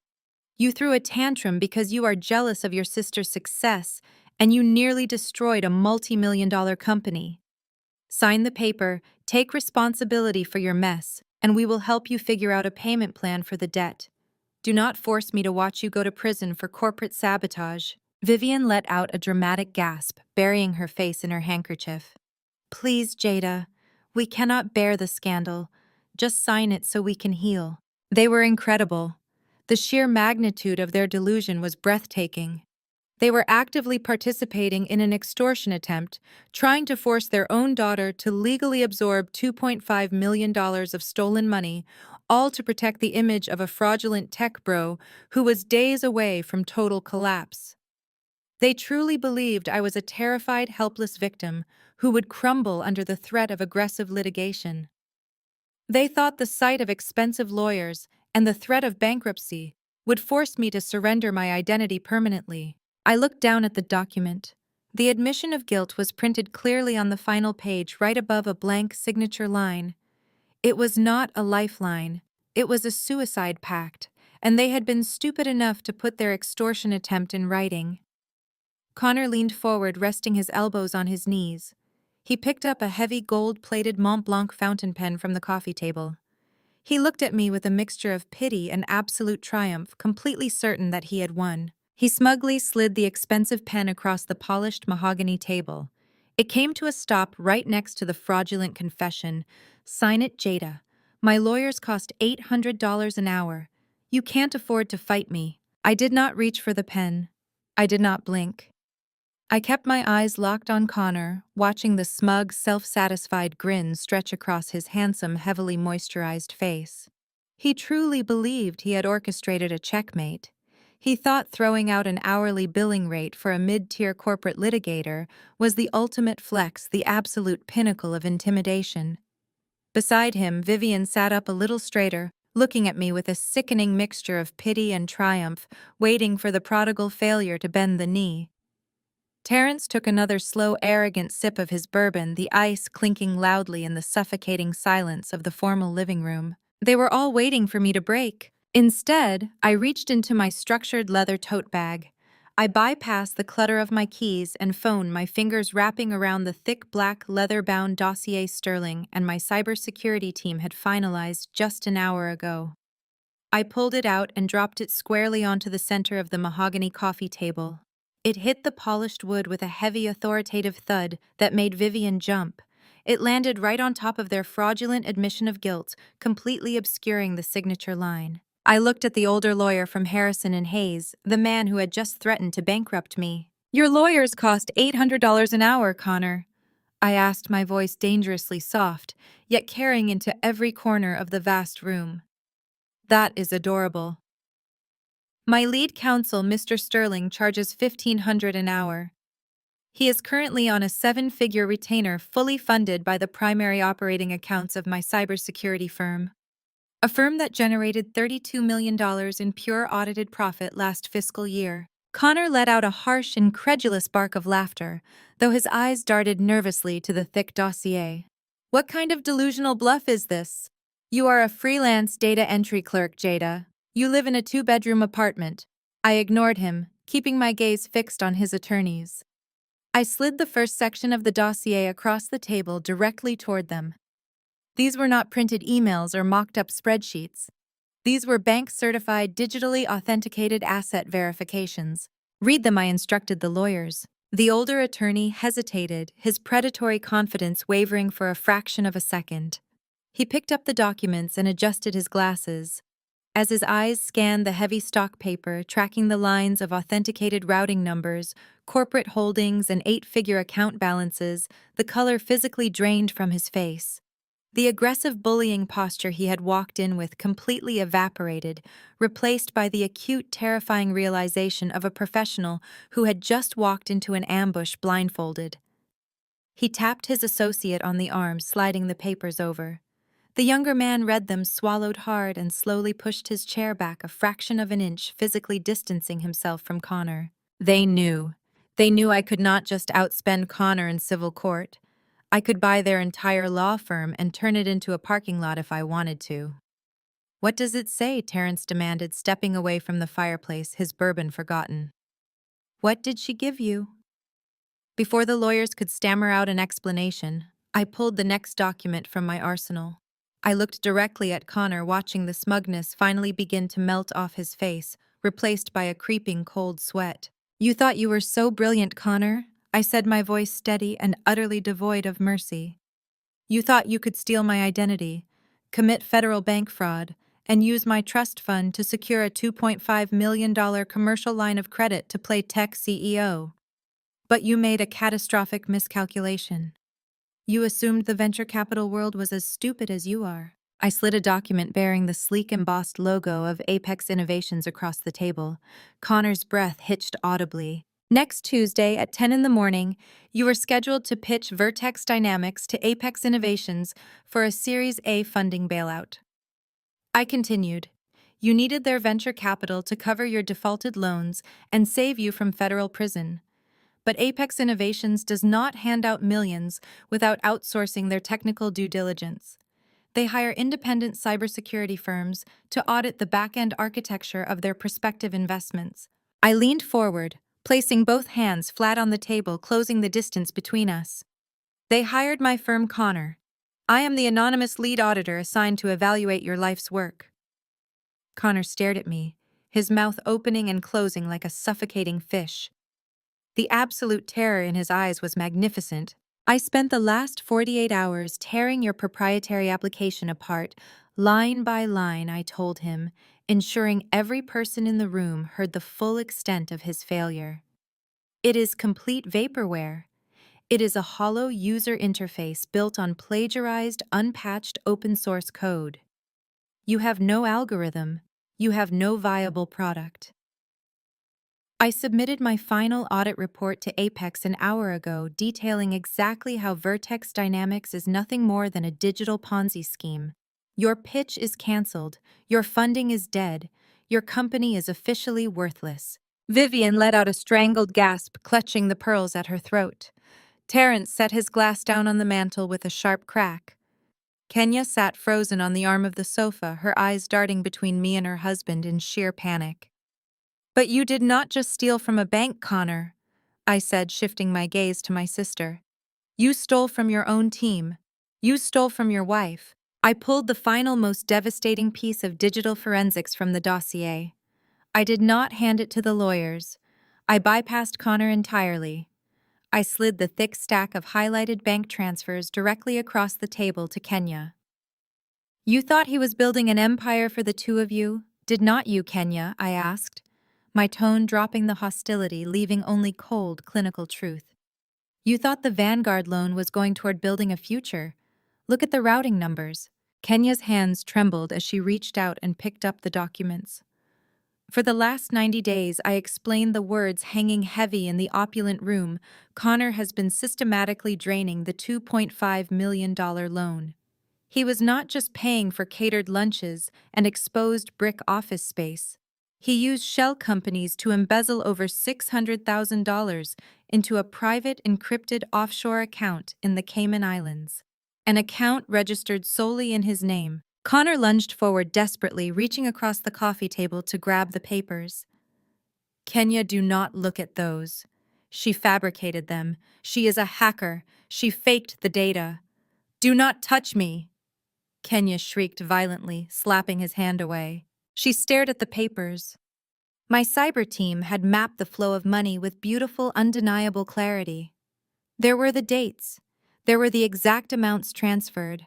There was the indisputable digital trail leading from the Vanguard account through a dummy corporation straight into Connor's secret Caribbean lockbox.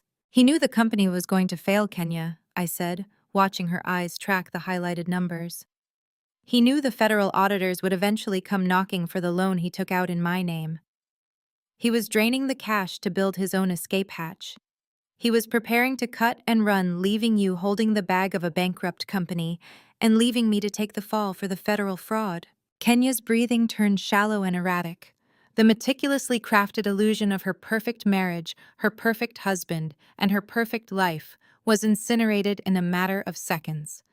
The expensive penthouse, the luxury cars, the status she had built her entire identity around it was all funded by theft, and the man beside her had been planning to abandon her the moment the music stopped. She slowly lowered the documents to her lap.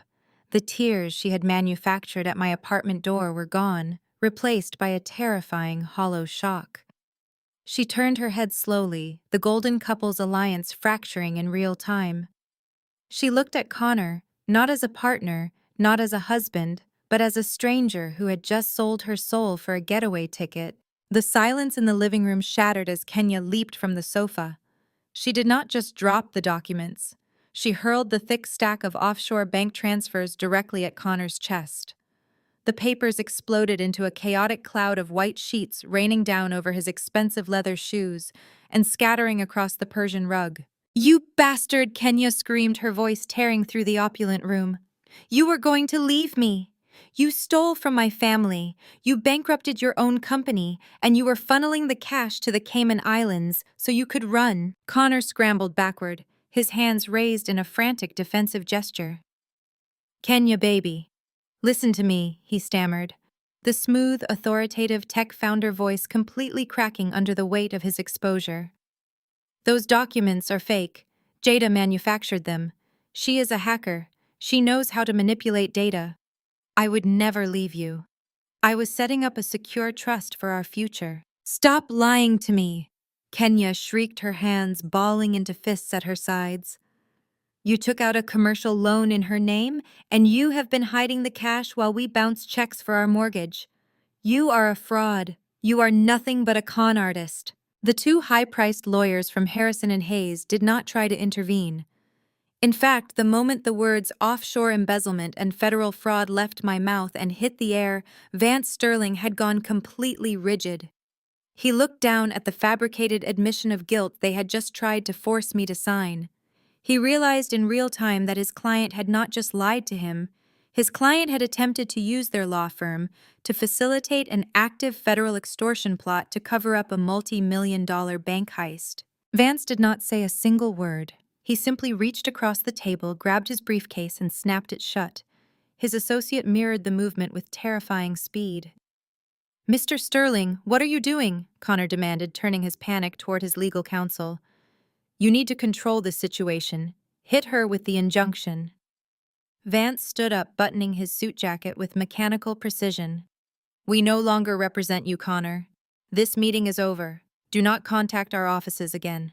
Without waiting for a response, the two men turned on their heels and marched out of the living room, their footsteps echoing rapidly across the marble foyer before the heavy oak front doors clicked shut. Connor was officially completely isolated. Kenya collapsed back onto the sofa, burying her face in her hands, her shoulders heaving with genuine, uncontrollable sobs. Her golden life was over.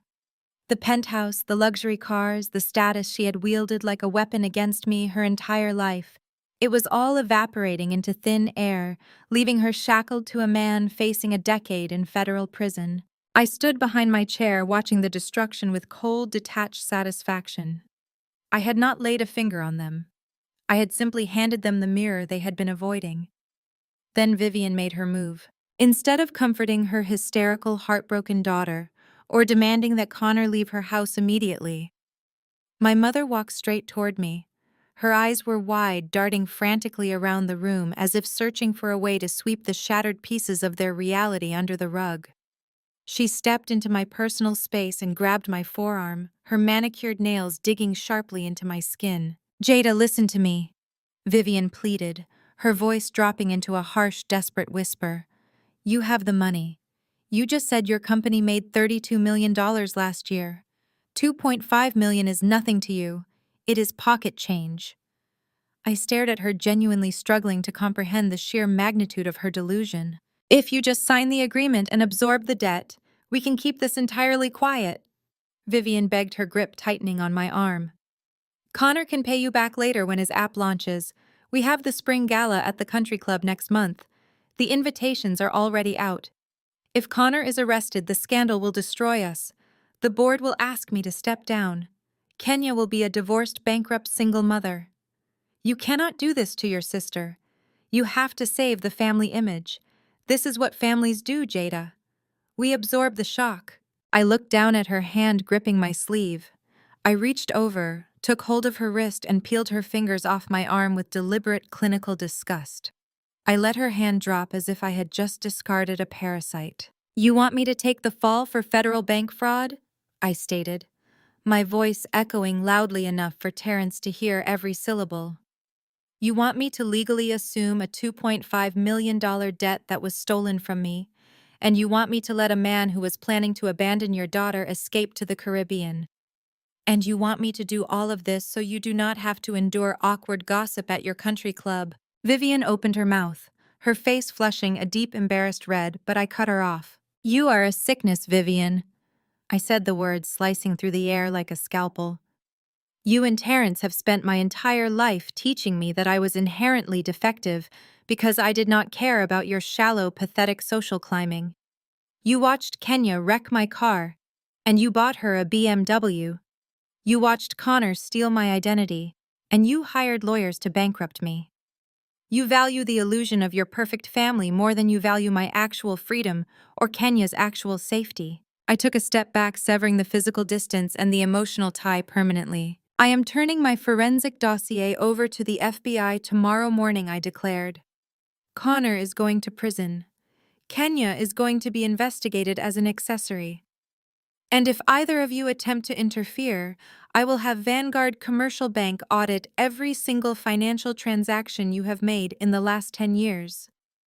You are not my parents anymore. You are just two people who share my DNA and a pathological need for approval. Do not ever contact me again." I turned my back on them and began walking toward the foyer. Behind me, Connor's panic violently morphed into outright mania. He realized the legal threats had failed. He realized the emotional manipulation had failed. He was cornered, bleeding out financially and staring down the barrel of a federal indictment. "I do not need your money," Connor screamed, his voice cracking wildly as he paced the living room rug. "I do not need anyone. I am a visionary. I will get the capital myself. I am moving up the launch." I paused in the grand archway, glancing over my shoulder. Connor was frantically typing on his phone, his eyes wide and manic. "We are hosting the Vertex Dynamics app launch gala this Friday night," Connor announced to the room, completely ignoring his sobbing wife. "I am booking the grand atrium. I will invite the entire Apex Innovations executive board. I will dazzle them. I will show them the interface live. I will lock in the Series A bridge funding and cover the Vanguard debt before you even have a chance to call the feds. You cannot stop me, Jada." It was the ultimate desperate maneuver of a sinking rat. He believed that if he could just put on a flashy enough party, if he could just serve enough champagne and spout enough tech jargon, he could con a multi-billion-dollar venture capital firm into bailing out his criminal enterprise. I did not grace him with a response. I pushed open the heavy oak doors, stepped out into the cool, crisp Atlanta night, and walked down the stone steps toward my car. The oppressive, suffocating weight of the Buckhead estate faded with every step I took. I had won. I had surgically dismantled their power over me. As I unlocked my car and slid into the driver's seat, my phone vibrated in my pocket. I pulled it out. It was a secure text message from Richard Sterling, the Senior Vice President of Acquisitions at Apex Innovations, and my direct contact for the auditing contract. I opened the message. Jada, Connor just contacted our office. He is moving up the Vertex Dynamics launch gala to this Friday night. He is demanding an immediate funding decision at the event. We are sending our executive investment team to call his bluff. We need you at the gala to audit his code live on the floor. Wear something expensive. I read the text twice, the glow of the screen illuminating my face in the dark cabin of the car. A slow, dangerous smile spread across my lips. Connor wanted to throw a party to save his life. He wanted to invite the kings of the tech world to witness his brilliance. He was building his own public execution, and Apex Innovations had just given me a front-row ticket to pull the lever. Friday night arrived with a heavy, humid Atlanta breeze carrying the electric charge of impending destruction. I stood in the center of my bedroom studying my reflection in the floor-to-ceiling mirror. For the last 5 years, I had hidden in the digital shadows, wearing oversized tech hoodies and faded denim, playing the exact role my family had assigned me, the struggling, invisible disappointment. Tonight, that role was officially retired. I was not walking into the grand atrium as Jada Washington, the estranged sister. I was walking in as the apex predator of the cybersecurity sector. I bypassed my usual attire and pulled out a custom-tailored obsidian black Tom Ford suit. The cut was razor-sharp, projecting absolute unapologetic authority. Underneath, I wore a crisp silk blouse, and around my neck rested a simple, flawless diamond pendant. It was a quiet, devastating testament to the actual liquid wealth I commanded. I was projecting quiet luxury while Connor was drowning in loud, fraudulent leverage. I did not travel to the venue alone. Waiting for me in the lobby of my high-security building was Grandpa Elijah. Elijah was Vivian's father. He was the original architect of the family's true wealth, a man who had built a massive commercial logistics empire from the dirt up. He was old money defined by a ruthless work ethic and an uncompromising moral compass. Earlier that afternoon, I had driven to his estate and sat with him in his private study. I had placed the identical dossier on his desk. I watched his aged, intelligent eyes scan the forged federal loan documents, the Cayman Island wire transfers, and the transcript of Vivian begging me to absorb a felony to save the family's country club reputation. He had wept for exactly 2 minutes, and then his tears had hardened into absolute glacial fury. He had put on his finest classic tuxedo, grabbed his silver-tipped walking cane, and told me it was time to take out the trash. We pulled up to the grand atrium in his armored Maybach. The venue was a sickening masterpiece of corporate excess and unearned hubris. Valets scrambled frantically to park a parade of imported European sports cars. As the heavy glass doors swung open, the overwhelming sensory assault of the Vertex Dynamics app launch gala hit us. The massive ballroom was bathed in warm, golden lighting. Waitstaff in crisp white jackets circulated through the crowd of venture capitalists and tech elite carrying silver trays loaded with beluga caviar and flutes of vintage Dom Perignon. In the direct center of the room stood a literal 5-tier champagne tower, a sparkling, ridiculous monument to Connor's impending financial execution. I scanned the room with clinical precision. Connor was holding court near the main presentation stage. He was sweating profusely through his bespoke suit, speaking frantically with exaggerated hand gestures to a group of men wearing the sleek, understated attire of Silicon Valley venture capitalists. Standing directly among them was Richard Sterling, the Senior Vice President of Acquisitions for Apex Innovations. Richard caught my eye from across the ballroom. He gave a single, barely perceptible nod. The trap was set. They were just letting Connor talk himself deeper into the grave. Then my gaze shifted to the left and I saw Kenya. She was stationed near the champagne tower, gripping a crystal flute so tightly I expected the glass to shatter in her hand. She was draped in a breathtaking backless emerald gown. I instantly recognized the designer label. It was a $15,000 dress. I did the math in my head, feeling a cold, dark rush of adrenaline. Every inch of that silk, every stitch of that fabric draped over her shoulders was bought and paid for by the Vanguard commercial loan Connor had fraudulently secured using my social security number. She was literally wearing my stolen credit limit. But despite the heavy contouring and the perfect glossy blowout, she looked utterly destroyed. Her eyes were completely dead. Whenever Connor glanced in her direction, she offered a stiff, robotic smile, but the moment he looked away, her face crumbled into an expression of sheer terror. She knew she was standing next to a financial ghost. The golden couple was nothing more than a hollowed-out corpse, and Kenya was trapped on stage, forced to play the supportive wife while knowing her husband had a secret Cayman Islands bank account waiting for his solo escape. Elijah offered me his arm. I took it, and together we stepped fully into the ballroom. We did not sneak in. We commanded the space. The heavy rhythmic thud of Elijah's silver-tipped cane against the marble floor seemed to cut through the ambient chatter of the tech elite. Heads began to turn. Conversations trailed off. Real wealth recognizes true power, and the men in this room knew exactly who Elijah was. It took exactly 45 seconds for Vivian's radar to lock onto us. She was standing near an elaborate ice sculpture carved into the Vertex Dynamics logo, laughing shrilly at a joke made by a city councilman. When she saw me, the blood completely drained from her face. Her eyes darted wildly, taking in the cut of my designer suit, the diamonds at my throat, and then the imposing, terrifying figure of her own father walking purposefully by my side. Pure, unadulterated panic seized her features. She abruptly abandoned the councilman and practically sprinted across the ballroom floor. Her heavy silk dress rustled violently as she intercepted us near the edge of the string quartet's elevated platform. She threw her body directly into our path, her chest heaving as she struggled to maintain a plastered, rigid smile for the benefit of the onlookers.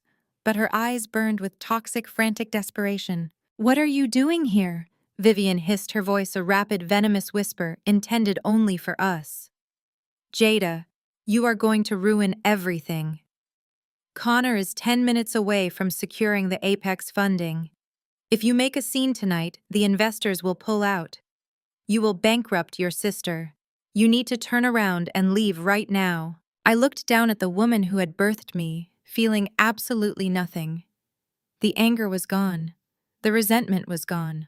All that remained was pity for a woman who worshipped a lie. "I am not here to make a scene, Vivian," I said, my voice leveled and completely icy. "I am here to do my job." Apex Innovations requested their lead cybersecurity auditor on site to evaluate Connor's software before they signed the term sheet. I am the auditor. Vivian's eyes widened in sheer horror as the reality of my words slammed into her.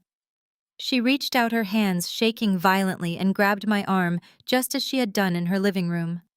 "Please," Vivian begged, her fingernails biting into the fabric of my suit sleeve. "I am begging you.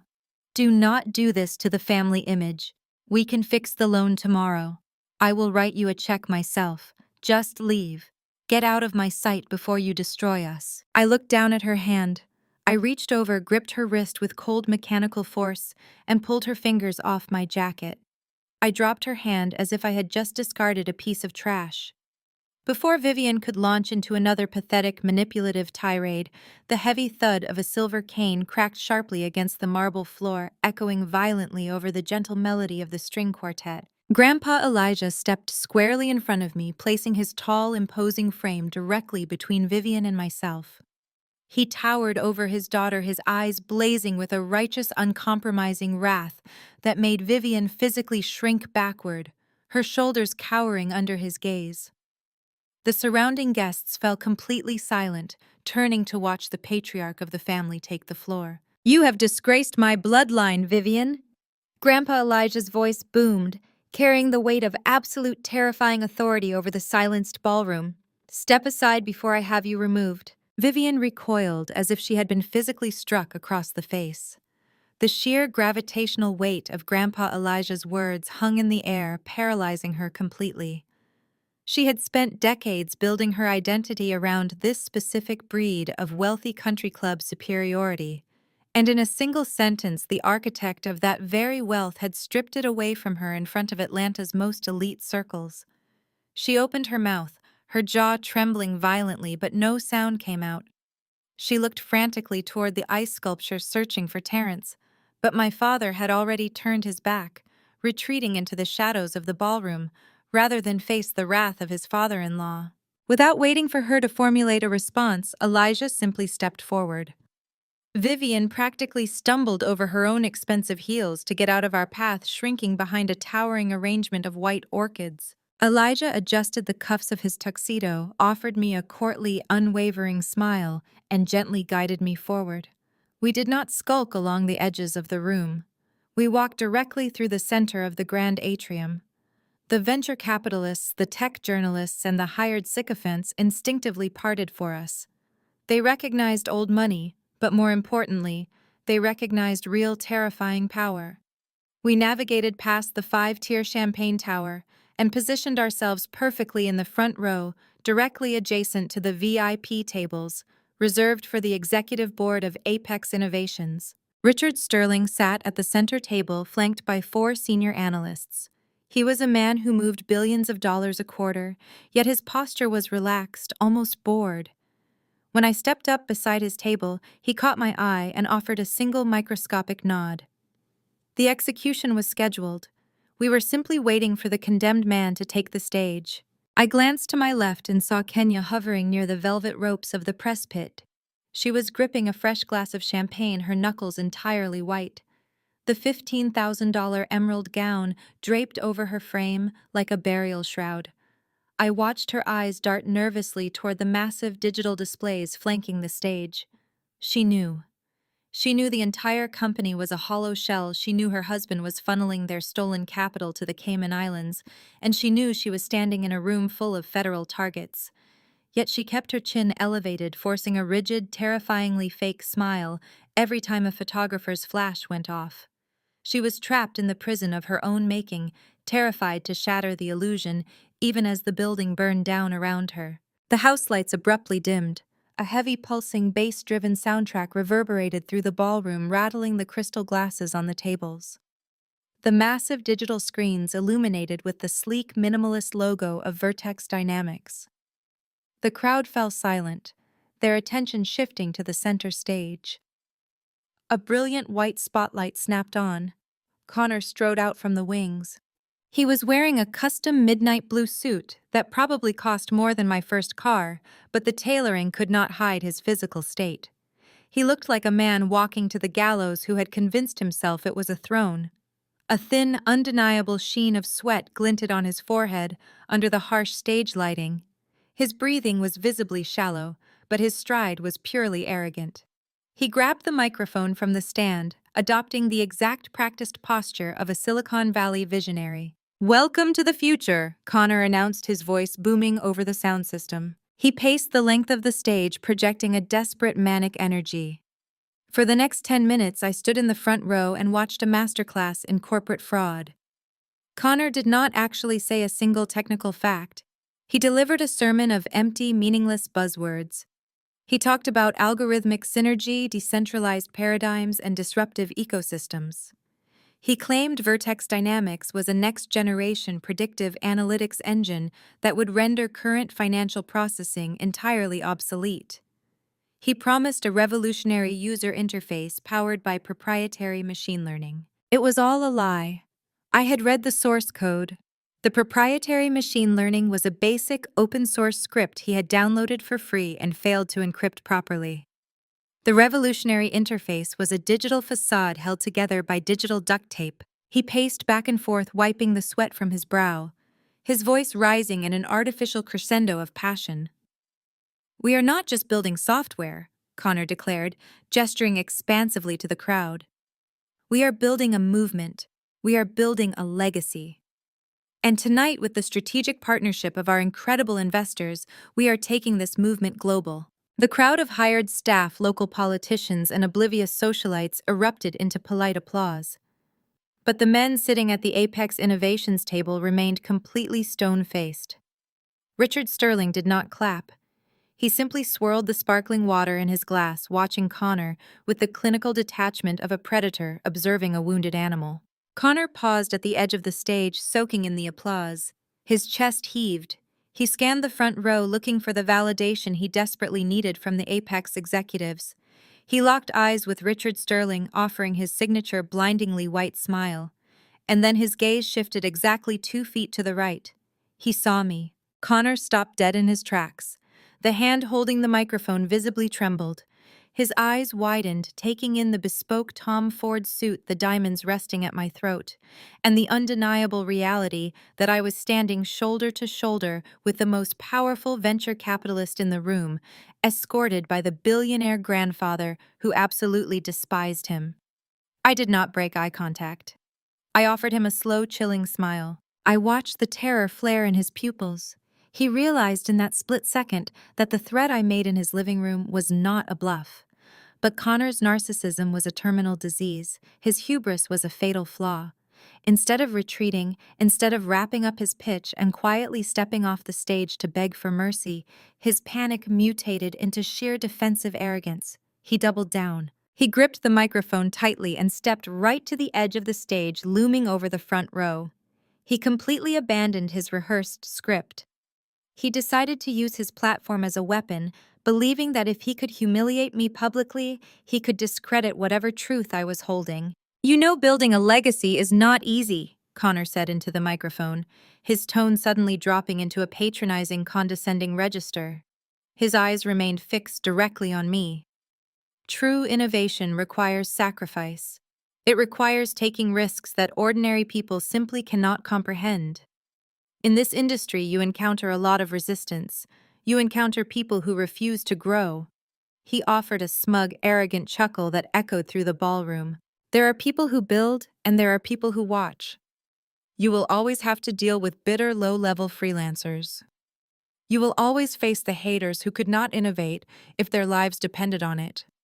The people who just complain from the sidelines because they are too terrified to take a risk. They sit in their little apartments clipping coupons, seething with jealousy because they do not have the vision to create a masterpiece. But true visionaries, we do not let the bottom feeders drag us down. We leave them exactly where they belong, in the past." A murmur of agreement rippled through the oblivious crowd. Connor flashed his arrogant, camera-ready smile, completely convinced he had just dismantled my credibility in front of the exact executives he needed to secure his funding. He thought he had poisoned the well. He thought he had won. "Thank you all for being part of the Vertex Dynamics family," Connor shouted over the rising applause, raising his hands in triumph. He stood at the center of the stage, bathing in the flashing lights of the press cameras. He looked down at the Apex Innovations table, his chest puffed out, waiting for the massive corporate validation. He was waiting for them to invite him to sign the multi-million-dollar term sheet. The applause slowly died down. The ballroom grew quiet with anticipation. Richard Sterling stood up. He calmly buttoned his suit jacket and stepped away from the VIP table. He did not applaud, he did not smile. He reached out and accepted a wireless microphone from a hovering event coordinator. The entire room went dead silent, the collective breath held, as the senior vice president of Apex Innovations prepared to speak. Richard looked up at the stage, his gaze locking onto Connor with absolute terrifying indifference. "Fascinating presentation," Connor Richards' voice boomed through the ballroom speakers, crisp and authoritative. "The vision is certainly ambitious. But before Apex invests our capital, we always have our lead cybersecurity auditor verify the back-end architecture to ensure the product is actually viable." Richard turned slowly, gesturing directly to me. "Jada, what did you find?" The silence in the grand atrium became an absolute suffocating vacuum. The ambient noise of clinking champagne flutes, the soft hum of the string quartet, and the low, self-important chatter of Atlanta's tech elite evaporated in an instant. Connor's jaw literally unhinged. The arrogant, visionary smirk that had plastered his face just seconds prior vanished, replaced by a ghastly, translucent pallor. He gripped the edges of his clear acrylic presentation podium so hard his knuckles turned bone white. His chest ceased to heave, he simply stopped breathing. To my left, Kenya froze entirely. The crystal flute slipped from her paralyzed fingers, hitting the polished marble floor with a sharp, violent shatter that echoed through the cavernous room. The champagne pooled around her designer heels, soaking into the hem of her $15,000 emerald gown. She did not even blink. She just stared at the stage, her eyes wide, glassy, and completely vacant. I stepped forward, moving with a slow, deliberate grace. The crowd of venture capitalists, city politicians, and hired sycophants parted seamlessly, creating a wide aisle for me as I approached the carpeted stairs. I did not rush. Every step was measured, projecting the exact, unapologetic authority of a woman who held the absolute truth in her hands. I walked directly past Connor, completely ignoring his frantic, hyperventilating presence. I stopped in front of Richard Sterling. Richard offered a tight professional nod, handed me the wireless microphone, and then stepped back, fading into the dark perimeter wings of the stage to let me work. I turned to face the ballroom. The bright, blinding spotlight hit my obsidian black Tom Ford suit, catching the flawless diamond pendant resting at my throat. "Good evening," I said. My voice projected through the massive state-of-the-art sound system. It was steady, resonant, and completely devoid of emotion.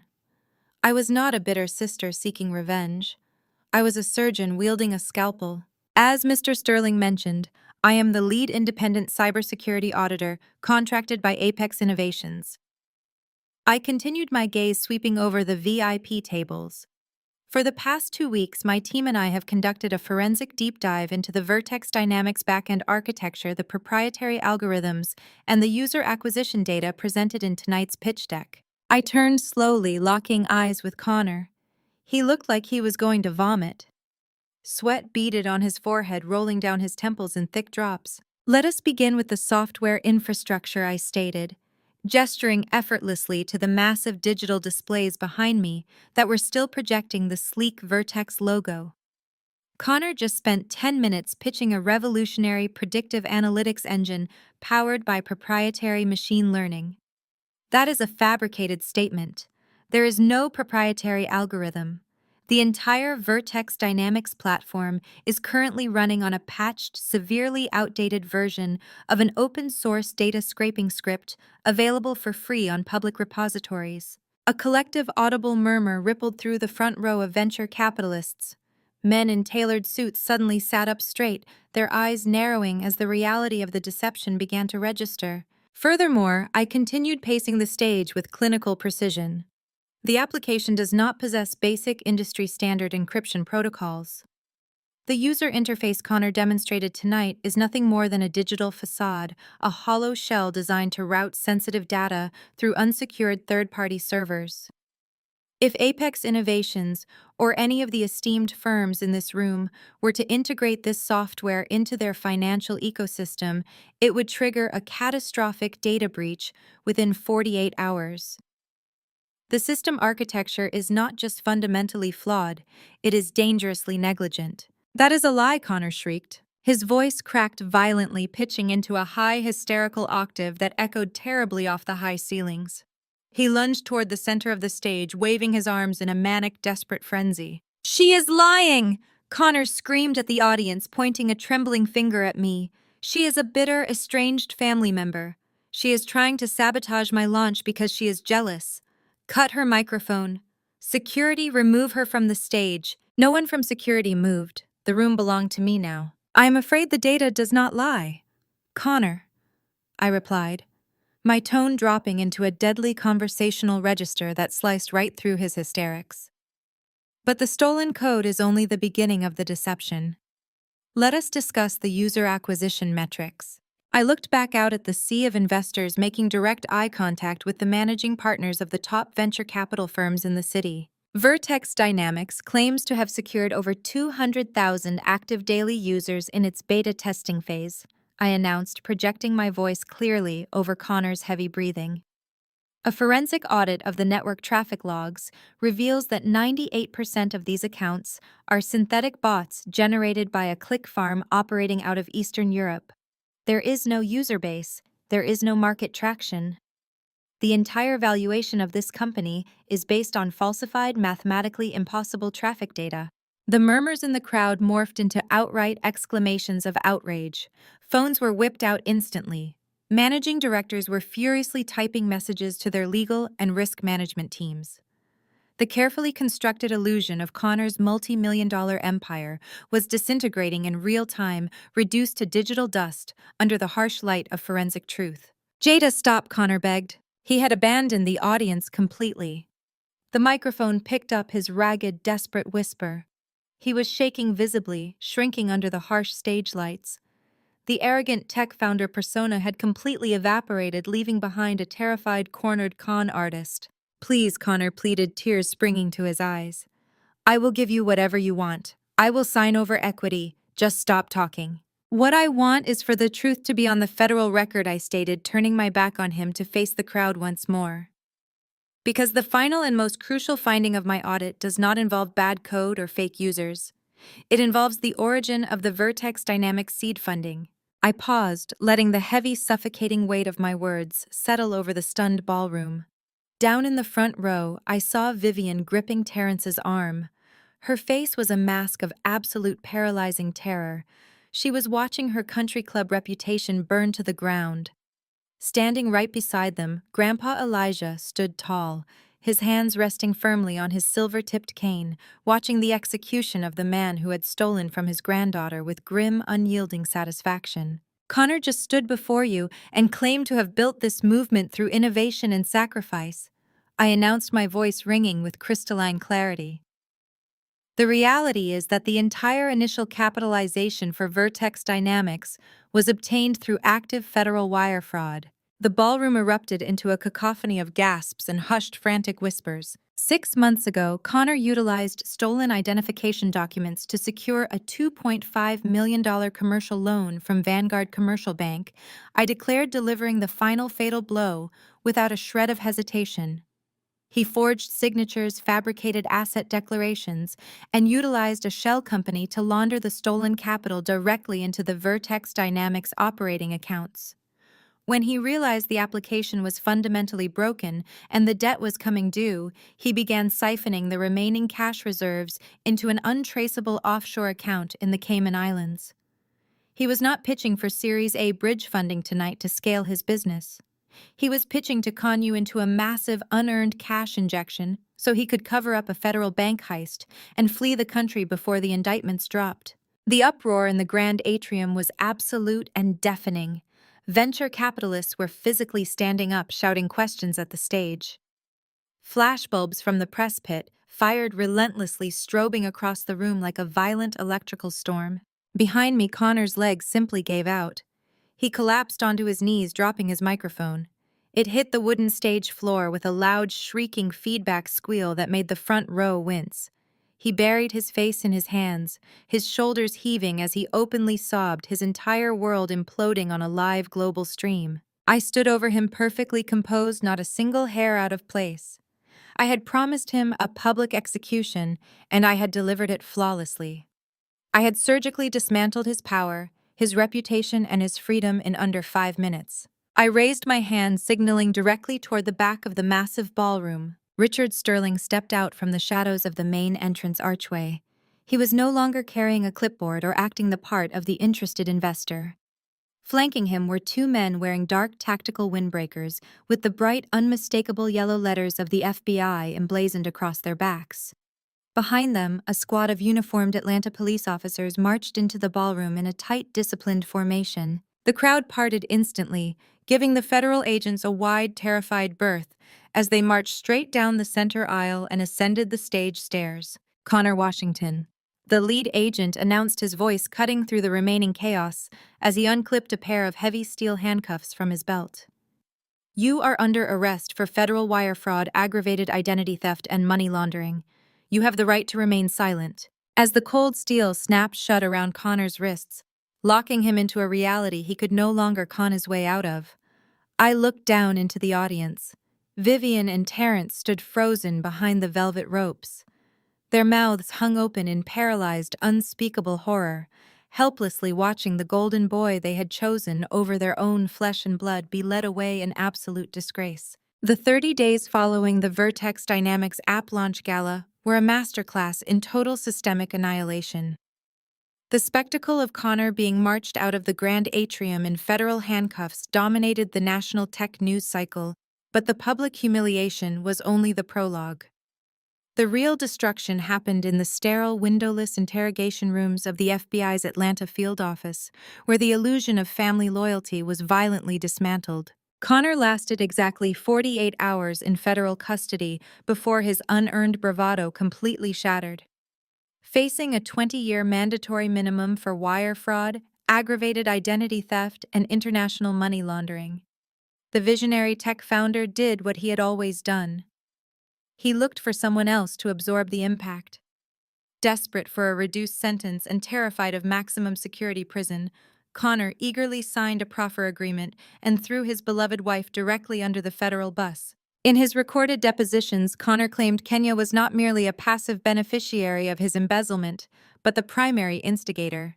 He detailed how her relentless escalating demands for luxury status, the penthouse upgrades, the imported vehicles, the designer wardrobes had forced him to siphon funds from the Vanguard commercial loan. To secure his plea deal, he provided federal investigators with a mountain of unencrypted text messages, audio recordings, and shared credit card statements. He proved undeniably that Kenya knowingly spent capital she knew was stolen. He traded the mother of his child for a lighter sentence without a second thought. Kenya's downfall was as public as her fraudulent lifestyle. She was served her federal indictment papers while having lunch with her elite socialite friends at the Buckhead Country Club. Federal marshals walked right past the maitre d', approached her table by the terrace, and read her rights aloud over half-eaten salads and untouched mimosas. She was charged as an active accessory after the fact, and for the receipt of stolen property. The golden child was fingerprinted, booked, and stripped of her designer accessories in a cold, concrete processing room. The ensuing divorce was a vicious, highly public bloodbath. Connor and Kenya spent their remaining energy leaking toxic, defamatory stories about one another to the local tabloids, fighting over the worthless ashes of their marriage. Kenya was facing mandatory federal prison time. Her $15,000 emerald gowns were permanently traded for a bright orange jumpsuit, her entire identity erased by a federal inmate number. Vivian and Terrence scrambled frantically to distance themselves from the wreckage. They immediately initiated a public relations campaign, playing the role of the innocent, victimized parents who had been thoroughly deceived by a con artist's son-in-law. But forensic accounting is a merciless science. As the lead cybersecurity auditor, who had initially mapped the fraud, I had handed the FBI and Vanguard Commercial Bank the exact digital roadmap to follow the money. And that paper trail led right to Vivian's pristine mahogany doorstep. When Connor's initial credit checks had flagged him as a high-risk borrower months prior to the gala, the Vanguard loan had stalled. Terrified that a failed tech launch would embarrass the family and destroy their carefully curated social image, Vivian and Terrence had secretly stepped in. To protect Connor's image and ensure Kenya's lifestyle remained uninterrupted, my parents had quietly co-signed the $2.5 million commercial loan. They had leveraged their own personal wealth, their retirement portfolios, and the massive equity of their sprawling suburban mansion as collateral for Connor's fraudulent enterprise. When the federal indictments dropped, Vanguard Commercial Bank instantly invoked the acceleration clause. Because the original loan was secured through wire fraud and identity theft, the bank demanded immediate total repayment. The financial seizure was breathtaking in its swiftness. I stood on the sidewalk across from the Buckhead Country Club and watched with clinical detachment as repo men hooked chains to Terrence's imported Mercedes, towing it right out of the executive parking lot while he stood helplessly on the curb. Vivian's elite platinum credit cards were repeatedly declined at high-end boutiques, resulting in humiliating whispered confrontations with store managers. Their liquid assets evaporated overnight. Their bank accounts were frozen and drained, seized by federal authorities to cover the massive gaping hole their golden boy had blasted into their finances. They were financially bleeding out desperately, trying to plug the holes of a sinking ship. The absolute final nail in the coffin was delivered on a rainy Tuesday morning. Grandpa Elijah summoned the remaining shattered fragments of the family to the glass-walled conference room of his attorney's office in Midtown. I arrived early, wearing a sharp-tailored charcoal blazer, and took my seat to his right. My posture was relaxed, my expression completely neutral. Vivian and Terrence arrived 10 minutes late. They looked physically diminished, as if the last month had aged them a decade. Terrence's suit hung loosely on his frame, the fabric unpressed. Vivian's face was drawn, her heavy makeup unable to hide the dark, frantic circles under her red-rimmed eyes. They took their seats across the heavy oak table, their hands trembling. Elijah did not offer them a greeting. He remained standing at the head of the table, leaning heavily on his silver-tipped cane. He looked down at his daughter and son-in-law with a gaze completely devoid of any remaining paternal warmth. He did not see family anymore. He saw a liability. For 30 years, I built this empire on the principles of integrity, foresight, and absolute accountability. Elijah began, his deep voice resonating off the glass walls. I entrusted you with the privilege of wealth, expecting you to cultivate it. Instead, you cultivated vanity. You worshipped an illusion. You funded a criminal enterprise to protect a country club membership, and you threw your only competent daughter to the wolves to save a thief. Vivian opened her mouth, tears instantly spilling over her lashes. Dad, please, she sobbed, reaching a shaking hand across the table. We were deceived. Connor lied to us. We were just trying to help Kenya. You cannot turn your back on us. We are your blood. Blood is a biological fact, Vivian Elijah stated, his tone glacial and uncompromising. Loyalty is a choice, and you chose poorly. He gestured to the senior attorney standing quietly in the corner of the room. The lawyer stepped forward, placing a thick, freshly bound legal document on the table. As of this morning, I have formally and irrevocably rewritten my last will and testament, Elijah announced. The words struck the table like physical blows. I have completely disinherited Vivian Washington, Terrence Washington, and Kenya Washington. You will not receive a single cent from my estate. Your access to the family trust is permanently revoked. Your seats on the board of directors are hereby terminated. Terrence gasped, clutching his chest as if he had been shot. Vivian let out a ragged, hysterical wail, burying her face in her hands. My entire estate, my liquid assets, my properties, and the absolute voting control of the logistics empire I built will be transferred immediately into an irrevocable trust. Elijah continued, turning his gaze toward me. His eyes softened with a mixture of profound pride and quiet sorrow. The sole beneficiary, the managing director, and the new absolute head of this family is Jada. She is the only one who inherited my spine. She is the only one who earned her place at this table. Vivian's head snapped up. Her eyes were wild, darting between me and her father in pure, unadulterated shock. You are giving everything to her, Vivian shrieked, her voice cracking with desperate, toxic disbelief. She destroyed us. She audited the code. She handed the FBI the files. She is the reason we are ruined. She handed you a mirror, Vivian, I said quietly, leaning forward and resting my forearms on the oak table. I did not force Connor to steal. I did not force you to co-sign a fraudulent loan. I simply refused to be the rug you swept your crimes under. You ruined yourselves. I just made sure the check cleared. I stood up, buttoning my blazer. I did not wait for her to formulate another pathetic excuse. I offered my arm to Grandpa Elijah. He took it, and together we walked out of the conference room, leaving Vivian and Terrence weeping over the ashes of their fabricated dynasty. 3 days later, the final consequence of their vanity materialized in broad daylight. I parked my car across the street from the sprawling, heavily manicured property of my childhood home. The sky was overcast, casting a gray, muted light over the massive suburban mansion.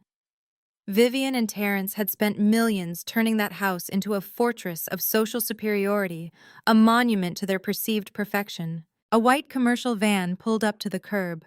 2 men wearing heavy work boots and utility vests stepped out.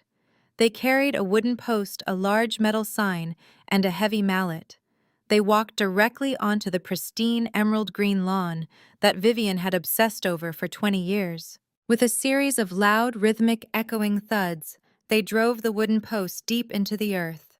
The sound reverberated down the quiet, affluent street, signaling the absolute end of their reign. I rolled down my window, watching the men pack up their tools and drive away. The large metal sign stood stark and undeniable against the backdrop of the massive brick estate. In bold, glaring red letters, it broadcast the truth to the entire neighborhood. Foreclosure, property of Vanguard Commercial Bank. The thick, oppressive humidity of the Atlanta afternoon clung to the air as I pulled my car to a stop across the street from the Buckhead estate. The massive brick mansion, once a towering monument to Vivian and Terrence's carefully curated illusion of perfection, now looked remarkably like a tomb. The manicured emerald lawn they had obsessed over for 2 decades was overgrown and browning at the edges. Planted squarely in the center of the dead grass was the glaring red metal sign from Vanguard Commercial Bank. Foreclosure. I stepped out of my car, the sharp click of my heels echoing down the quiet, affluent street. I did not walk onto the property. I simply stood on the sidewalk observing the final pathetic act of a fabricated dynasty. Instead of the usual parade of imported European sports cars, a battered, rented yellow moving truck was parked awkwardly in the circular driveway. The heavy oak front doors were propped open with a cheap plastic cooler. Vivian emerged from the grand foyer. She was unrecognizable. The immaculate blowouts, the heavy diamond jewelry, and the tailored designer dresses were completely gone. She was wearing faded sweatpants and a stained t-shirt, struggling under the weight of a taped-up cardboard box. Her face was drawn, deeply lined with exhaustion and the toxic stress of losing her entire social identity. She carried the box to the back of the moving truck, shoved it inside, and leaned against the bumper, gasping for air. A moment later, Terrence walked out of the house. He was dragging a cheap, plastic-wrapped mattress across the marble porch. He looked broken.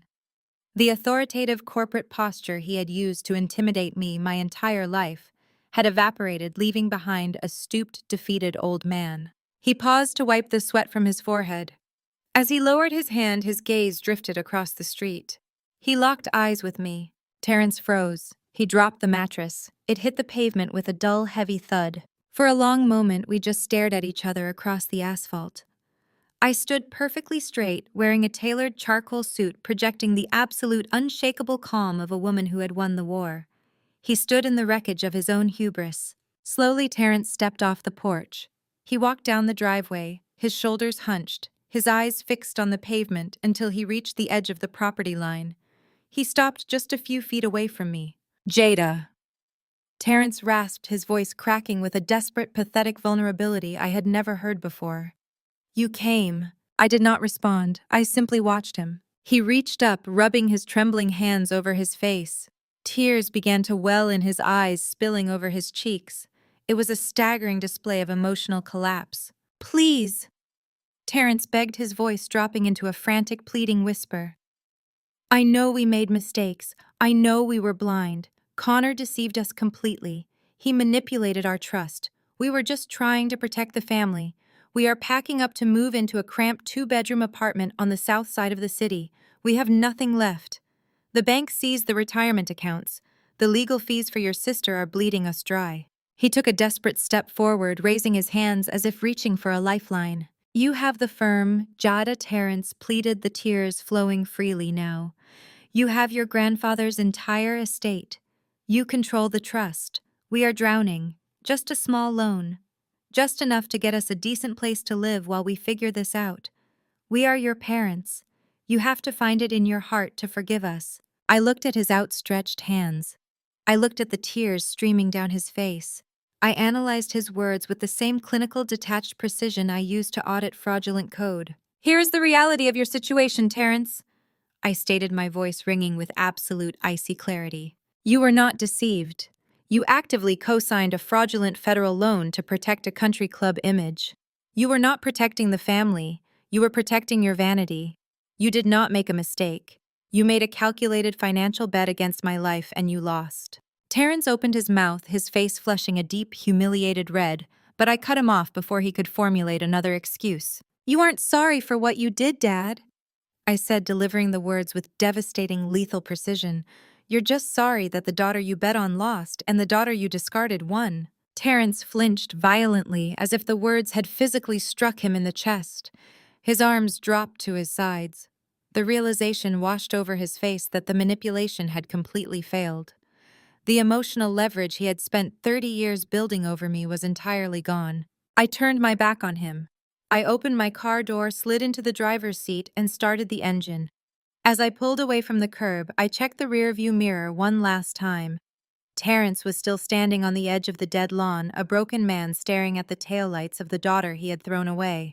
I did not look back again. I The new empire. The sunlight poured through the floor-to-ceiling glass windows of my new executive boardroom, casting long, sharp shadows across the polished mahogany table. The panoramic view of the downtown skyline was breathtaking, a sprawling, endless grid of glass and steel that hummed with kinetic energy. I sat at the head of the table. Directly across from me sat Grandpa Elijah. He was wearing an immaculate navy blue suit, his silver-tipped cane resting against the arm of his leather chair.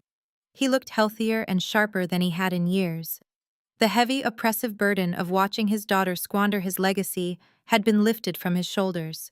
He had finally found his true heir. Spread out on the table between us were the finalized verified documents for a massive multi-million-dollar acquisition. Apex Innovations had not just offered me the auditing contract.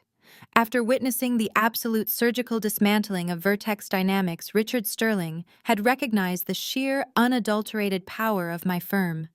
Apex was formally acquiring a 30% stake in my cybersecurity agency, providing a massive capital injection that would immediately scale our operations to an international level. I reviewed the final term sheet, picking up a heavy gold-plated fountain pen. I signed my name with smooth, deliberate strokes. "It is a solid deal," Jada Elijah said, his deep voice rumbling with profound satisfaction. "The valuation is aggressive but entirely justified. Your infrastructure is flawless. You built something real. You built something that relies on actual structural integrity rather than leverage and lies." I closed the leather portfolio and slid it across the table. "I learned from the best," I replied, offering him a warm, genuine smile. Elijah tapped his fingers against the mahogany table. He looked around the sleek, modern boardroom, taking in the servers humming quietly behind the frosted glass walls, the analysts moving purposefully through the outer office, the undeniable reality of an empire operating at peak efficiency. "Your mother and your sister thought power was something you could buy." Elijah murmured, his gaze turning reflective. "They believed that if you wore the right clothes and threw the right parties, the world would bow to you. They never understood that true power is quiet. It is the ability to look at a broken system, recognize the flaws, and tear it down with absolute precision. You have that power, Jada. You always did." "Thank you, Grandpa," I said softly. He nodded, adjusting his suit jacket as he prepared to stand. "I will let you get back to work. We have a board meeting for the Logistics Trust on Thursday. I expect you to tear through the quarterly projections just as ruthlessly as you audited that idiot software." "I would not have it any other way, I promised." I walked him to the private elevator, waiting until the silver doors slid shut before returning to the boardroom. The space was completely silent, save for the low, rhythmic hum of the city traffic drifting up through the reinforced glass. I walked over to the windows, pressing my hand against the cool, smooth surface. I looked out over the sprawling metropolis. For the first 25 years of my life, I had allowed Vivian, Terrence, and Kenya to dictate my worth. I had internalized their constant toxic messaging. I had accepted the role of the defective, invisible daughter, hiding in the background, while they paraded their golden, fraudulent lives in the spotlight. I had believed their lies because it was easier than confronting the agonizing truth that my own blood viewed me as a liability. But the moment Connor had stolen my identity, the paradigm had violently shifted. They had pushed me into a corner, expecting me to quietly absorb the debt and fade away to preserve their precious social standing. They expected me to remain the victim. Instead, I had weaponized their betrayal. I had taken the pain, the isolation, and the sheer, unadulterated rage of being discarded, and I had forged it into an unstoppable digital blade. I had not just survived their psychological warfare. I had mapped their entire ecosystem of fraud, exposed the structural rot at the center of their golden lives, and orchestrated a public, devastating execution. Connor was sitting in a federal holding cell, awaiting a decade of mandatory minimums. Kenya was facing a grand jury indictment, stripped of her gowns and her arrogance.